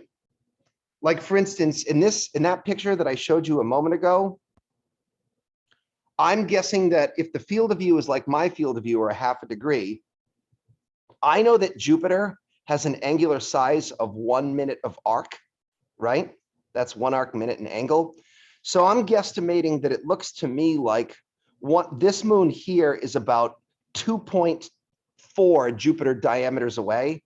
So that distance there might be, it's not actually a distance, it's an angle. So you can measure the angular separation, but then you'd have to use the small angle formula to kind of work the whole thing out. So you could measure distance, but it's not the easiest. Second guess? I'm gonna go with mass because period might be the hardest. Hold on a second. How do you measure the mass of Jupiter? How do we measure masses on Earth? We have to like have a balance beam, right? Or let's say you want to measure the weight of an object. You would use a scale. Hey, does anyone know the difference between mass versus weight? Weight has to do with like the force of gravity on you, whereas mass has to do with how much stuff you're made out of. True. And let's do a faster, dirtier version because I don't have time to get into it right now. I'm totally out of time. Here's how I would do it. All right, mass versus weight in 10 seconds or less. A pound of bananas on Earth will not weigh a pound of bananas on Mars. But a kilogram of bananas on Earth will still be a kilogram of bananas on Mars. When you measure weight, weight is a force, mass times little g. Use a scale with a spring in it, right? To measure mass, you need a balance beam. You have a reference mass, 1 kilogram, and that's so that if you go to Mars, the force that Earth tugs on the kilogram will be compared to the force that Earth tugs on the bananas. So it's okay if Mars tugs less on the kilogram, it'll tug less on the bananas, but you're doing a comparison, right? How the shit, Caitlin, am I going to measure the mass of Jupiter? You're going to take your balance beam out to Jupiter and sort of put the planet on the thing, you know, it's a gas giant, by the No, way. you can't do it. Yeah, mass is actually the stupid hardest thing. But let's take, remember Galileo timing the rate of falling? Periods are things that you can see with your ear, right? Or sorry, with your eye, or even in some cases, your ear. It's said that Galileo measured, you know, one of the things he did as a young man, he discovered an important law about the periods of pendulums by timing the swinging of a chandelier with a pulse, with the pulse of his blood and his heartbeat. So he put his thumb over his wrist and he used the timing of his pulse to measure the oscillation. That's cool. That's experimental. That is a hardcore experimentalist right there, using your blood as a timing device, right? That's pretty cool. Now, Your blood's a really inaccurate timing device, though. oh, really? I thought the heart rate was relatively regular, but what the hell do I know? I mean, like if you think of like if you just started walking to a pendulum and then you stopped, your heartbeat would slowly be slowing down with the like slowing of your activity. True. So I'd have to imagine though that he was sitting in a chair doing it. Hopefully he was. I But hope. Emma, that is a pretty valid point that I never thought about before, and touche, right? Certainly not as good as an atomic cesium clock or something like that. But my point is, you can measure the period by doing this. Wait until one of the moons gets to its farthest distance, watch it go all the way over here and all the way back, and then stop your watch, right? In other words, I got to stop this damn lecture. I don't know what, look, the point is, period is the easy thing to measure. That's the observable. But the mass is hard to measure. So the real version of NK3 is not where we solve for p squared, because we can just observe p squared. What we want to use this formula for is to discover the masses of planets and stars and galaxies. So my last point, and I'm really stopping, I fucking promise, okay, is the last thing that we really need to know is that the real version is NK3 solved for mass. This is why you're learning this formula, is because astronomers really depend upon it. The total mass of an orbital system, M1 plus M2, and very often, like in the case of Jupiter and its moons, Jupiter is way more massive than the moons, is 4 times pi squared times a cubed over gp squared. This is a formula that we are going to depend upon in this class over and over and over again. They refer to it as the cosmic balance beam. Without this formula, we would not know the mass of the sun. We would not know the mass of the galaxy. We would not know anything about anything in space. Well, we'd know a lot less anyways. Okay, shucks. I think I busted my time budget here. I'm really sorry. 9 minutes over. Kill me, okay? We're going to do a short little lab where we use NK3. Now, let's see here. Can we take a little pause before we do our lab? I've got some good news for you today. Today's lab, which will be the last of our virtual labs, next week will be in person. This is going to be just a simple kind of paper and pencil lab. So you don't need any printouts today. All you're going to need is just a really nice piece of paper and your Casio calculator and a pencil. If you have a ruler or a circle maker, those will come in handy, okay? That's it. And so we're just going to do, basically, this formula, guys, is so important, and I know it's going to be so hard for you guys in the test, that the purpose of this lab is to get you more math training so that you can do these calculations when test time comes. So I think that's going to be very good for you in the long run. And it'll also be interesting and fun. So we'll calculate the period of the International Space Station when we get back. If it's 1:10 iPhone time, what do you say somewhere between 1:20 and 1:25 we get going? It'll only take us about a half an hour to do this lab today, okay? We'll still be done by 2. Okay, so peace out for 10 to 15 minutes. I'll have some iced tea or something. Hi, friends, welcome back.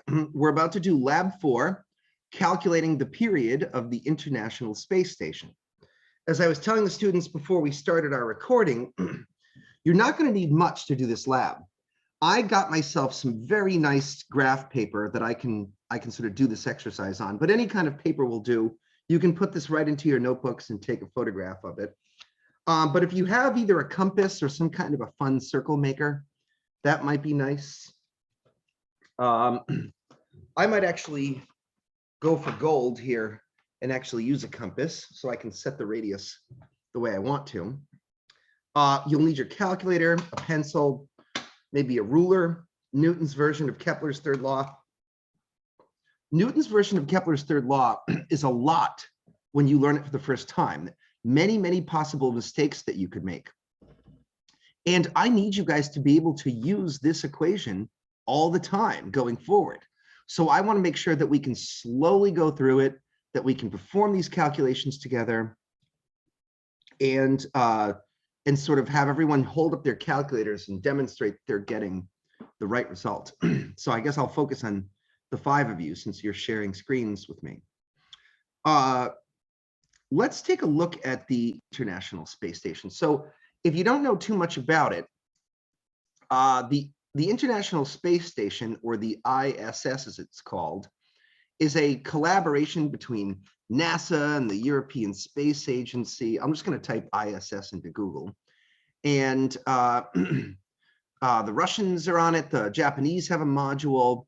And people live year-round inside of this thing, and they get to do all kinds of fun things in space. They do experiments in physics and biology and astronomy. They float around in microgravity, right? They look out the porthole and watch Earth rotate underneath them. And there's all kinds of cool science videos. Here the guys are kind of in microgravity. What a treat it must be to be able to experience life in space for a while. There aren't too many humans who have gotten to do that. Also, they run YouTube videos where you can see how to do basic things in space. I think one of the legendary ones was, I don't think he's on anymore, but Chris Hadfield ran a YouTube channel like how to, make a sandwich. Just how to do everyday things, from clipping your toenails to how to make a peanut butter and honey sandwich in space.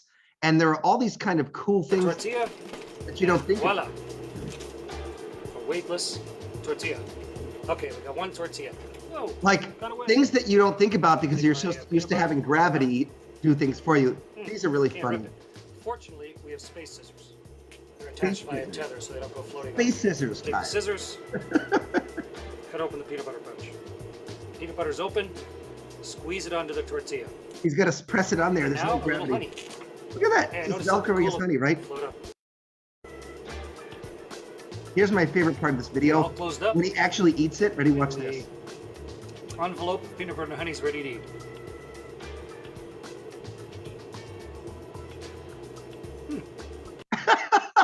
What that says was, yeah, the food could be a little better up here.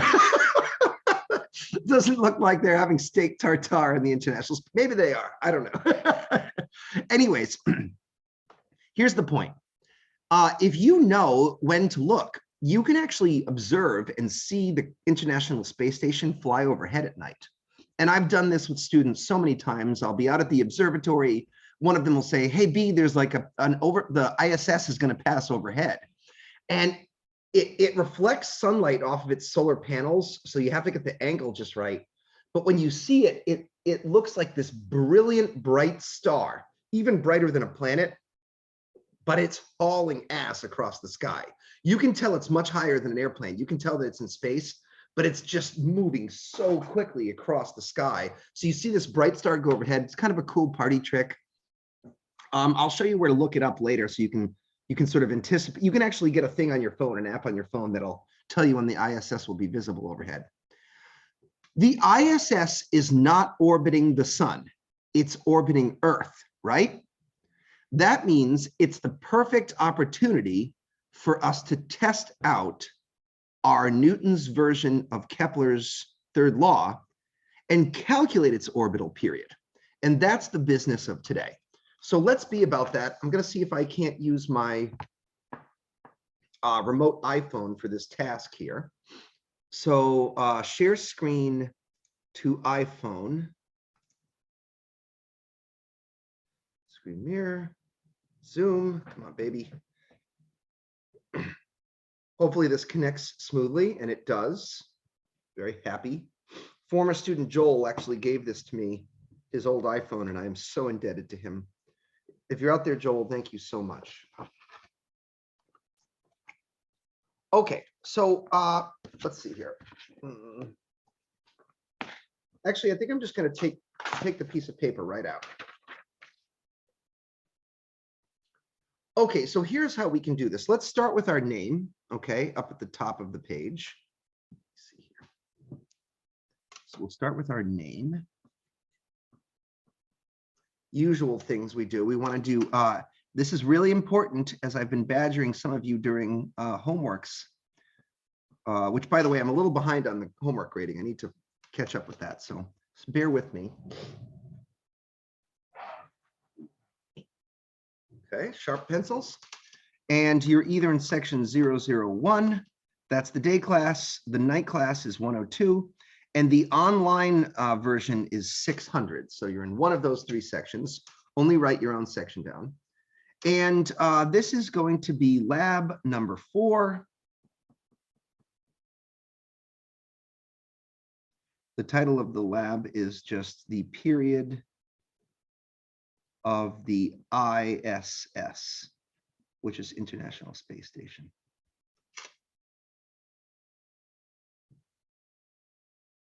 So that's how we should kind of organize our page. I was kind of running out of room over there. All right. Part of this lab is us drawing a nice diagram.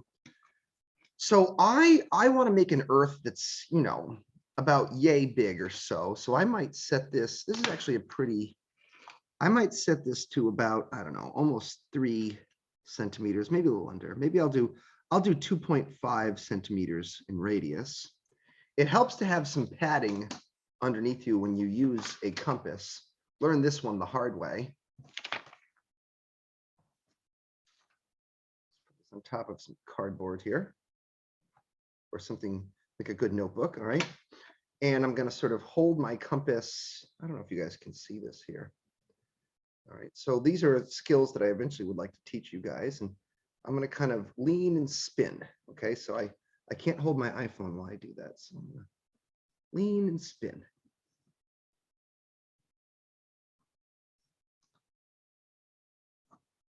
And sure enough, made myself a beautiful little circle here. Okay, and the center of the circle is marked by that dot, so I can go ahead and I can draw the radius of Earth in. I'll draw it vertically because I want to show the orbit of the ISS. And I'll put a little height above there. Usually when I draw a satellite, I'm not very artistically inclined, unfortunately. So I kind of just sort of make it look like a little box, you know, and then maybe I'll put some solar panels on it. You may have superior art skills. Feel free to demonstrate them. My satellite kind of looks like a piece of candy, okay? Now, we're going to need some facts, okay? We're going to need some givens here. Woo! Sorry, I just lost my phone. So what should our givens be? Well, we're going to need so here, right down here, we're going to need the mass of Earth. And we've used that a few times already. We could look that up. It's 6 times 10 to the 24 kilograms. I know that the ISS is 400 metric tons. A metric ton is 1,000 kilograms. So the mass of the ISS is 400,000 kilograms. Okay. Hopefully you guys can see that on my page, okay? The radius of Earth is 6,400 kilometers. The height of the International Space Station, I believe, is 400 kilometers above the surface of Earth. So we have the radius of Earth, but 400 kilometers is little h, the orbital height. And I think that's pretty much all we need. The masses, the radius of Earth, and the height of the shuttle. And what we're going to do is let's just write down our goal so that if you were reading this later and you forgot what it is we were doing, the goal is to find the period of the I.S.S. using NK3. Sorry about all the acronyms there. Find the period of the International Space Station using Newton's version of Kepler's third law. It's just a practice problem. So we'll write down NK3, p squared is equal to, I like graph paper because I can kind of make a nice neat division bar, 4 times pi squared. I also want you guys to have to write this equation over and over again so that you kind of accidentally memorize it. A cubed divided by big G times, let's see what our two masses should be. M1 will be the mass of Earth, right? And M2 would be the mass of the I.S.S. And those are in parentheses.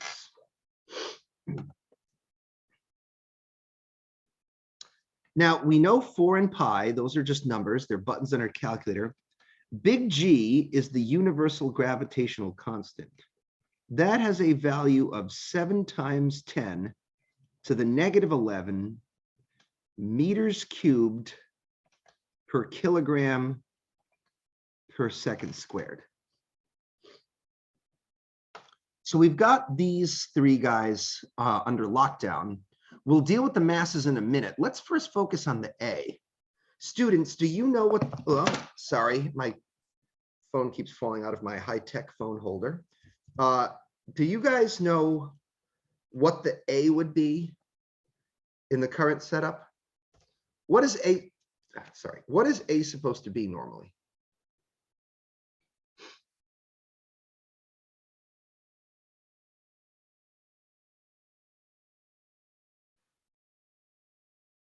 Does anyone know what A is in this equation? I think a lot of times it's area, but that doesn't seem to match up with what we're doing. No, it's definitely not area. A is specific to either Kepler's laws or to Newton's version of Kepler's 3 laws. Astronomical units. Okay, first of all, that was David.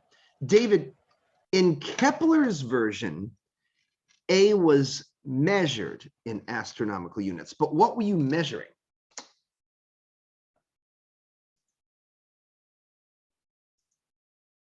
The average distance of the orbit. Okay, average distance between what and what? You're not wrong, Caleb. I just want you to flush it out a bit. Well, in this case, the center of the Earth and the International Space Station. Yeah. So F558. I don't want to lose my iPhone here.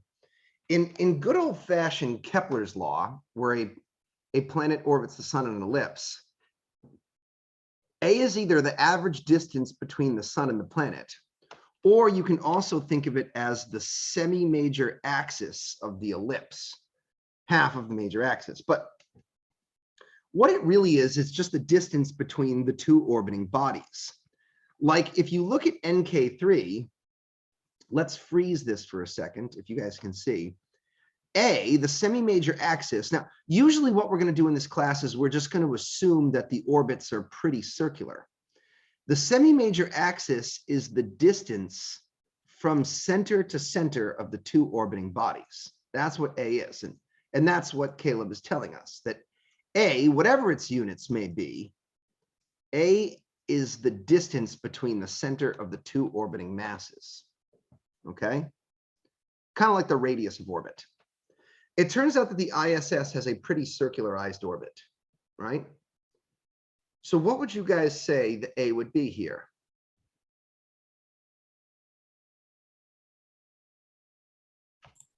It would be the radius of the Earth plus the height. Very good, because, oops, sorry, let me clear all drawings. Very good, because here, the radius of Earth is actually bigger than the orbital height of the satellite, but we've got to go center to center. The satellite's width isn't really important here. It's too small to really matter. So let's write that down formally. Let's say, sorry, I'm trying to hold this at the same time.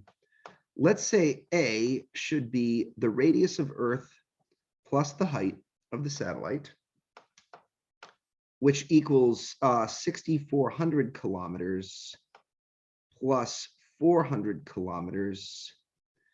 And that would be 6,800 kilometers, right? But David was saying that A is AU. But in fact, that's not the units that we want for the Newtonian version. For NK3, we do not use astronomical units for A, but we use what units? Meters. Meters. And that means, who said that? Caitlin? Yeah. Caitlin, can you help me do a unit conversion here? Yeah. All right, thanks. Hold on. I'm having trouble fiddling with my phone. Trying to get the angle better for you guys. Okay, so help me do that. So first you're gonna put in the units that you're gonna convert, which is gonna be 6,800 kilometers Mhm. times, and then your divide bar, and then you're gonna put in your units before you even put in your numbers. Beautiful. So 1,000, Wait. not 1,000, sorry, my bad. Meters is gonna go on top. Yep. Kilometers is gonna go on bottom. Lovely. That Then you cancels can it. put in your numbers. So, well, first you cross out the kilometers as well. 1,000 meters is gonna go on top because it's 1,000 meters to 1 kilometer. Beautiful. I like your And- moves. And then all you would have to do is times the two, but instead we're gonna do scientific notation. Mhm. So it's gonna be 6.8 times 10 to the 6th power in meters. Beautiful. And that is timesing them. It's just that we're doing it in our head because the math Yeah. is so easy. You can just do 1, 2, 3, Yeah. 0, 4, 5, 6. Okay. Beautiful. I love your moves. You know, Caitlin, even if you forget a lot of astronomy, on the test, you're going to be able to answer so many questions. Some of the questions are just do a simple dimensional analysis thing. So this is such a powerful skill. You can really rack up good points in the test. And the way that Caitlin just did that, guys, was flawless. That's exactly how I want all of you to be doing it and thinking about it. Okay, so our A is pretty much set. Put a check mark next to that. That's good to go. Now we should deal with our masses. In parentheses, we have the mass of Earth plus the mass of ISS. I sometimes refer to this as the total mass. And we're going to analyze the total mass together. It's mass of Earth, where I'm using a circle and a cross for Earth, plus the mass of the ISS, which is 6 times 10 to the 24 kilograms, plus 400,000 kilometers. Oh, sorry, 400,000 kilograms, apologies. Do you guys want to try adding those up with your calculators? Don't forget to hit plus here, right? Let's see here, we can do 6 Exp24, right? Plus 400,000. Huh. Looks like my calculator just short-circuited there, huh? No, that wasn't just yours. That happened to me. What? Did both of our calculators short-circuit? What's going on, Vincent? Vincent's The same laughing. thing happened to me. Vincent, are you in on this joke? Because I'm definitely laughing on the inside. What's going on, Vincent? The mass of the Earth is so much larger than the mass of the ISS that the mass of the ISS That's is got too over. insignificant. Yeah, like I'm almost tempted to make us write that out. That is a 6 followed by 24 zeros. Now, That's not billions or trillions. That's a stupillion number of zeros. Actually, stupillions isn't a word, but they do have names for large numbers, you know. There's a Wikipedia page.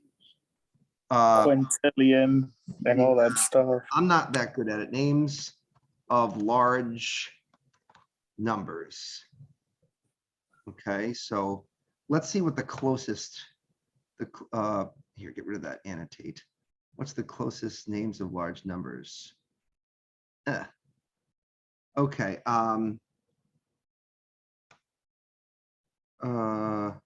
What is this? 24 zeros? Oh, it's a septillion.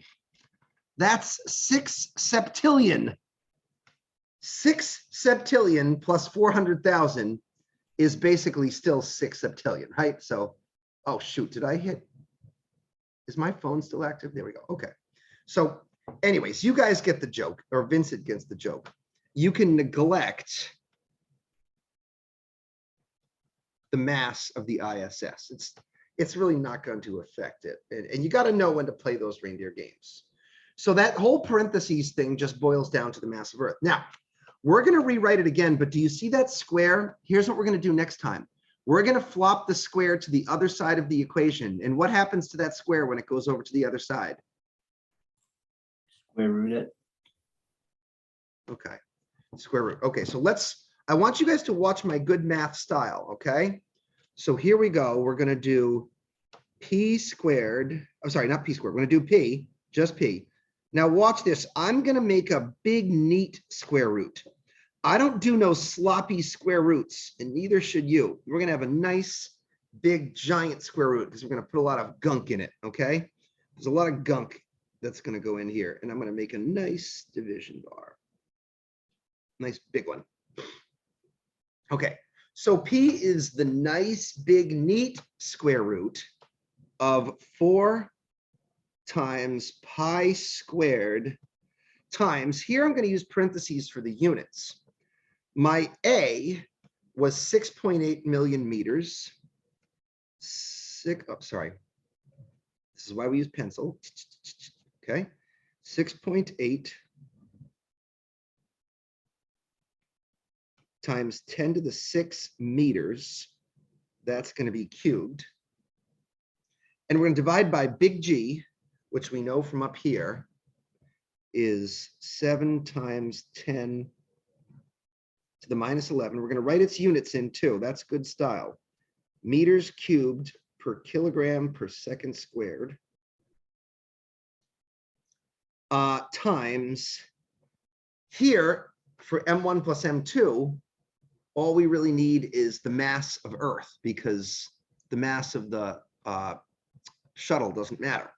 So 6 times 10 to the 24 kilograms. Now, here we're going to slow down because I really want to focus. So that's what my whole equation looks like. Everyone just take a moment to catch up to me there because I know you're lagging behind a little bit.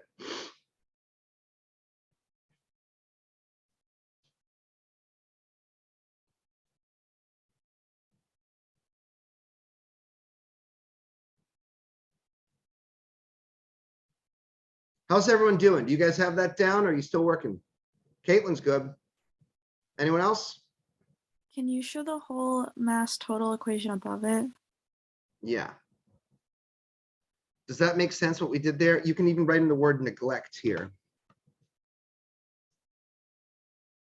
Just reminding you that we're neglecting.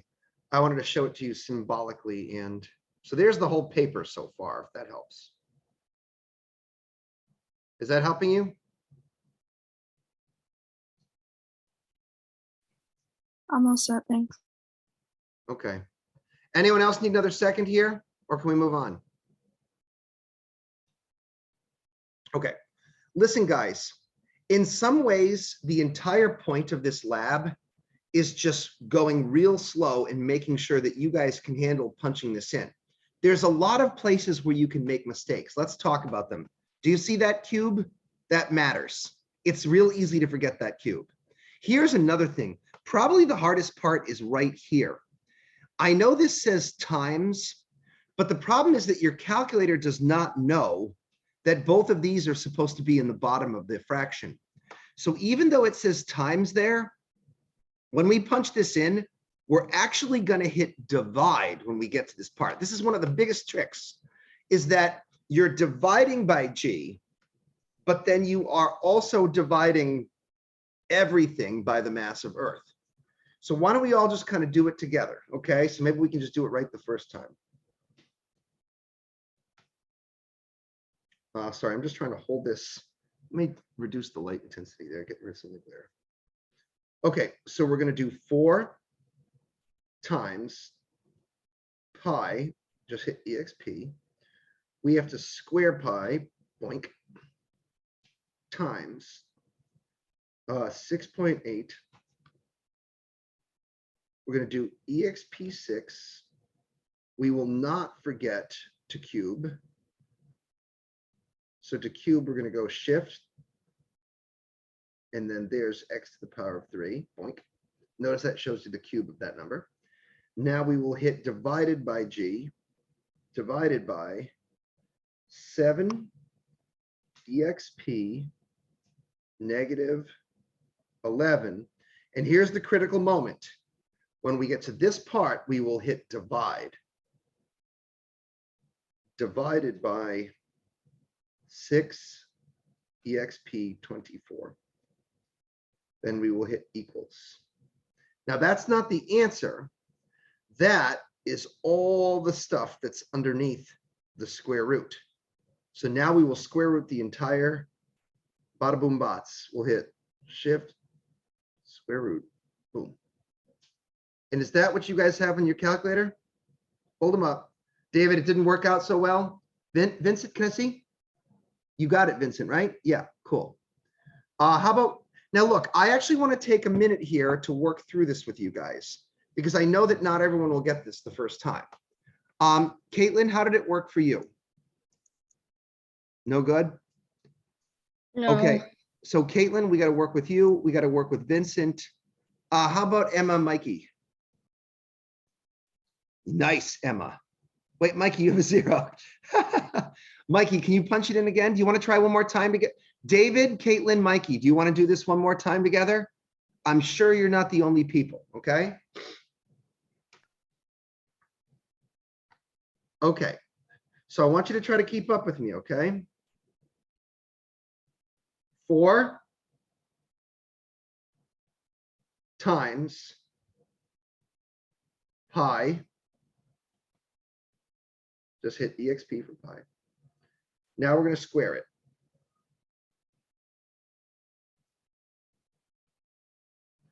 Now times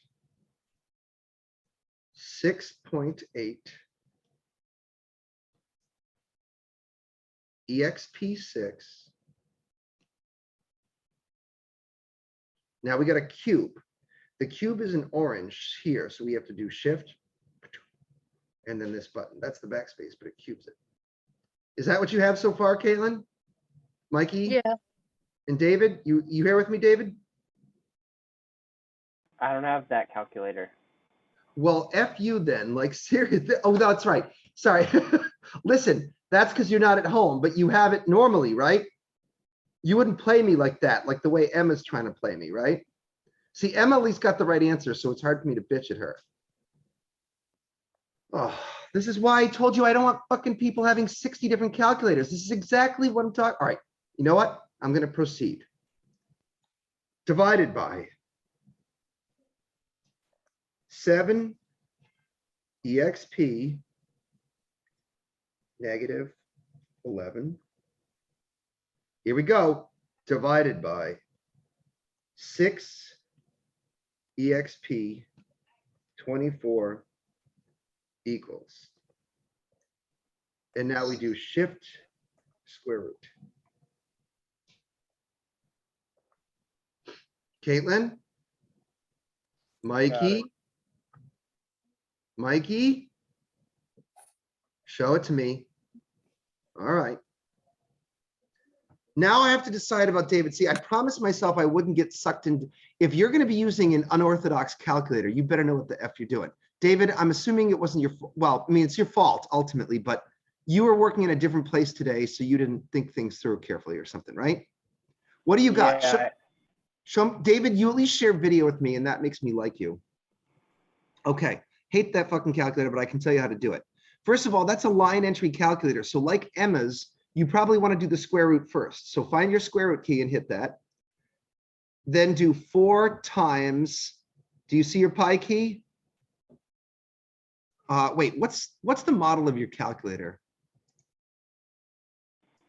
TI-30X and then 2S. TI-30X 2S. All right. All right, so I'm going to show, I don't want to lose my iPhone thing going on here, but let me do a photo.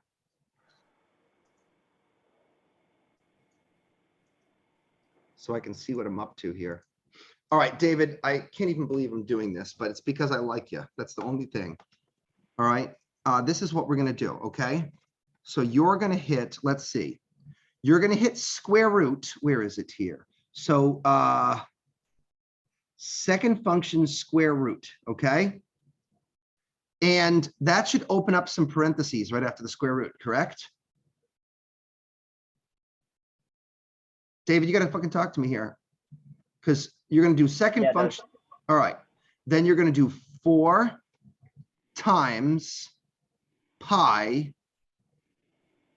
You can just hit that to square it times 6.8. You have to use your double E key. So second function, double E, 6. Okay. Now to cube it, you're going to go caret 3. Then you will divide by 7 second function double E negative 11.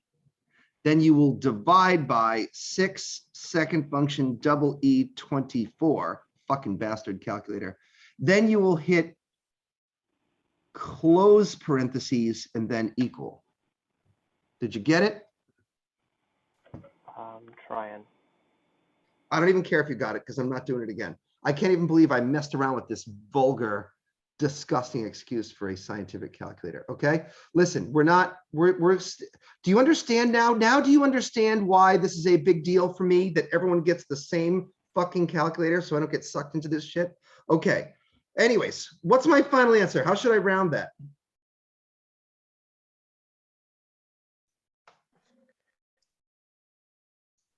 How do I round? You're Someone gonna round round- to, it's gonna be, hold on, let me make sure I crossed out every unit that I needed to cross out. It would be 5,436 Too many seconds sig figs. squared. Okay, One then sig fig, you know, maybe keep 2. 2 is cheating, but let's keep 2. yeah, so then it would be like 54 54. second, no, it wouldn't be, you would have to. Now I'm all messed up because I Your number 5400. is of order 1,000. Yeah. yeah, Someone help me. 5,400. Yeah. 5,400. What are my units? been squared. Huh? Oh, no. Because look, Seconds. just seconds. Oh, seconds, yeah. Meters cubed cancels meters cubed, kilograms with kilograms. This is the square root of 1/1 squared. The square root distributes to the square, and that's seconds. This is our answer, but we should also convert it to, say, minutes, okay? So let's do a division bar. Give me some units, top and bottom. So your top is gonna be minutes. Your bottom is gonna be seconds.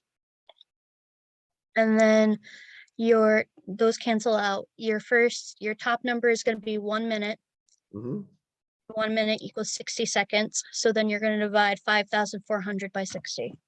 I love it. And that's going to be 90 minutes. Nice. Is that impressive to you?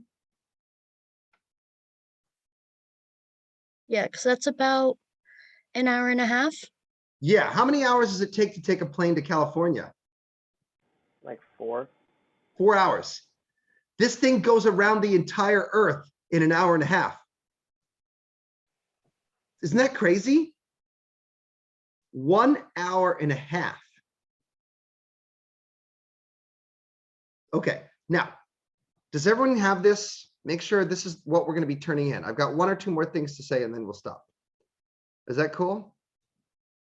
Does everyone see that? Does everyone have that? Because I'm gonna leave the iPhone mode. It'll be harder to show this to you after. That's the whole damn lab. That's all I want from you. Nothing else, okay? Okay, going once, going twice. See you later, bye. Okay, to end this on kind of a funsy note. Oh, I'm 5 minutes over 2, so I was close, yeah. Okay, a couple of quick things just to show you for fun, just to make this more than just a math problem. To make this a science thing, oops, sorry. I want to share my screen. Let's just show you a couple of quick things on the internet that I like. There are lots of apps to do this, but if you type where is the ISS, I think the European Space Agency will actually kind of, it has a live tracker and you can calculate when it'll be overhead. ISS tracker, what am I doing? Okay, cool. So check out this little map here. Let me get you guys into a column mode. Currently, the ISS seems to be over the Pacific Ocean, right?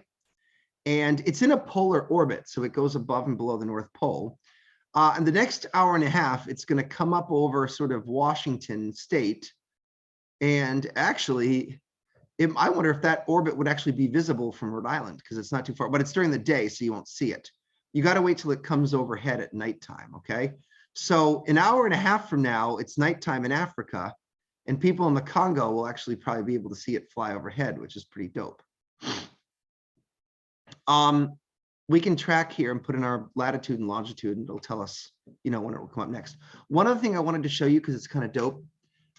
If you look at the ISS, there's a window that people make observations in. It's called the cupola, or the cupola, and it's this beautiful observation port. I think one of the things you do if you actually get to go to the ISS is on your downtime, you probably spend quite a bit of time just sort of floating there. And imagine what that would be like to just look out the window and see the Earth rotate underneath you. That must be mind-bogglingly cool. They say that when you have that experience of looking at the Earth from space, you experience something called the overview effect, where you stop thinking about the world in terms of nation states and this is America and that's Russia. And instead you start thinking about all of humanity as sort of one single organism together. And what's nice here is people make videos from the ISS. One that I really love is called Orbit, a journey in real time in 4K. And they basically just show you with some cool space music, a complete 1 hour and a half orbit of the Earth from the ISS cupola. And it's super dope, right? Because, hold on, let me just get to a part here. Let me lower the volume of this. You basically just watch the Earth rotating underneath you. It's super cool to do this in 4K because the detail is just mind-bogglingly They cool. usually have a live one, and it's awesome. I Yeah. watch it all the time. Oh, really? Yeah. Yeah, they Yeah. usually have a live one. And I actually have I have a 4K projector, so it's really beautiful to put this stuff on your 4K projector. It's kind of cool to play a game to figure out what part of the, like right now we're seeing a lot of clouds. Oh, they tell you down below, we're going over Chile right now. And you, it's also very beautiful when we go into the nighttime part of the orbit, right? Because Yeah, you every see hour, all the lights in some of like the countries or cities. Well, not yeah, cities. and it's really very good line. It's kind of profound, right? Because when you look at the Earth rotating, let's see if we can get some cities here. You really start to realize you can see the outlines of major cities and countries, and that you sort of start to see humanity as this kind of techno cyborg virus. You can see electricity spreading across the face of the planet, right? Like, And the book actually has, you know, the problems that we do each week, the end of chapter problems. One of them from one of the later chapters asked what I thought was a very cool question. And it was, if you were to look at Earth from space, if you were like a visiting alien, is there anything that you could see that would tell you whether humans or intelligent creatures live there? And the point of the question is that during the day, you do not have sufficient angular resolution, even to make out things like the pyramids at Giza, or just by naked eye, you couldn't see pyramids or you couldn't see man-made structures. But the trick is at nighttime, that's when you see the lights and the electricity. And that's how you would know, that kind of stuff is how you would know that there was an intelligent species on a planet, because the whole thing is just glowing with these technological creatures, you know? So it's pretty beautiful and profound to think about. Lights at night. Okay.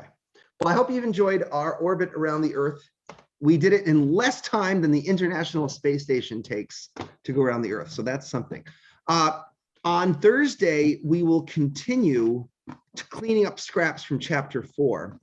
I haven't decided yet, but for Lionel, this will apply to you. Tomorrow is my 10-10 class. We normally do homework then. And Thursday is the 10-20 class. I'll meet you guys on Thursday. I would love to be able to do homework number 4 this week, but I'm not sure that either class is going to be ready for it. Now that's kind of scary for me, because I kind of like it when the videos are lecture 4, lab 4, lecture 4, homework 4. We may have to get out of sequence a little bit. I'm going to decide based on where we are in both lectures. So at the end of lecture 10-10 tomorrow and at the end of lecture 10-20 on Thursday, I am going to make a judgment call about whether we are far enough along in our lecture to move on to the next homework. If so, we will do it, because we do not shirk our duties. But if we are not quite ready, if we're too far behind, I might give you a week off of homework, which I'm sure no one would object to.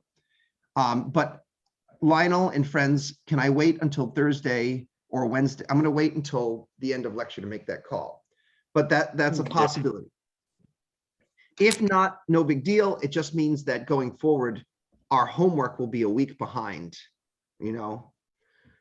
Anyways, we'll see how that goes. We'll see what we can cover next time. I had a great time with you guys. Thanks for talking to me. Thanks for sharing videos. Yeah, I want The to. letter, by the way. Say that again. Oh yeah. I found that letter. I'll stop the video and then I want to Yeah, of I want to take course. a look at that. But the rest of you guys take care of yourself, okay? Yeah, I wanted to just talk to you wondering about today like I'm yesterday, back next because I tried to join your class a little bit late and I got removed. But I went to something really shitty yesterday. Somebody got into my bank account Oh and no. stole thousands of dollars and left me on an overdraft. So Oh no, you poor guy. That's so horrible. yeah, there Lionel. were and I also went to a job interview, and the guy literally, Hold on, as I was. Lionel, I've got an idea. By the way, I want to say something for the video and then we'll stop this and we can talk offline. Lionel, one of the reasons you had trouble joining the class yesterday is yesterday my class got Zoom bombed. So these kids who weren't in my class just showed up and started like making weird noises and pouring names. Like it was actually What? not a very good prank. Like if I was going to Zoom bomb a class, I would do something crazy, like light off fireworks. These kids were just really lame. But the thing is, they were annoying the class and me so much that I was like, okay, I guess I've got to have a, I had to do a waiting room, right? Yeah, I was in a waiting room. They So, kept trying to sign in to the waiting room and they were like signing in using my name. Like I'm Brendan Britton trying to join the class. And I was like, F you. But Lionel, I saw someone try to, I saw someone try to sign in as iPad. iPad wants to join the room. yeah. So that was probably you, Lionel. Well, guess what, Lionel? If I'm dealing with that shit and you're signing in as iPad, I don't know that you're Lionel. I don't know who you are, right? I can't change my name until I get to the chat. That's the thing about it. My bad. Okay. Well, this is why I try not to have waiting rooms. But then if kids are Zoom bombing me, like I kept kicking them out and they kept. No, it's okay. I just wanted to make sure you knew, but I got robbed blind yesterday. So Oh my God. All right, I'm going to stop this video. I want to see Caitlin's letter. I want to talk to you about getting robbed. The rest of you guys watching the video, we'll catch up with you in a sec. You guys stay on. We'll have a chat here. Peace out.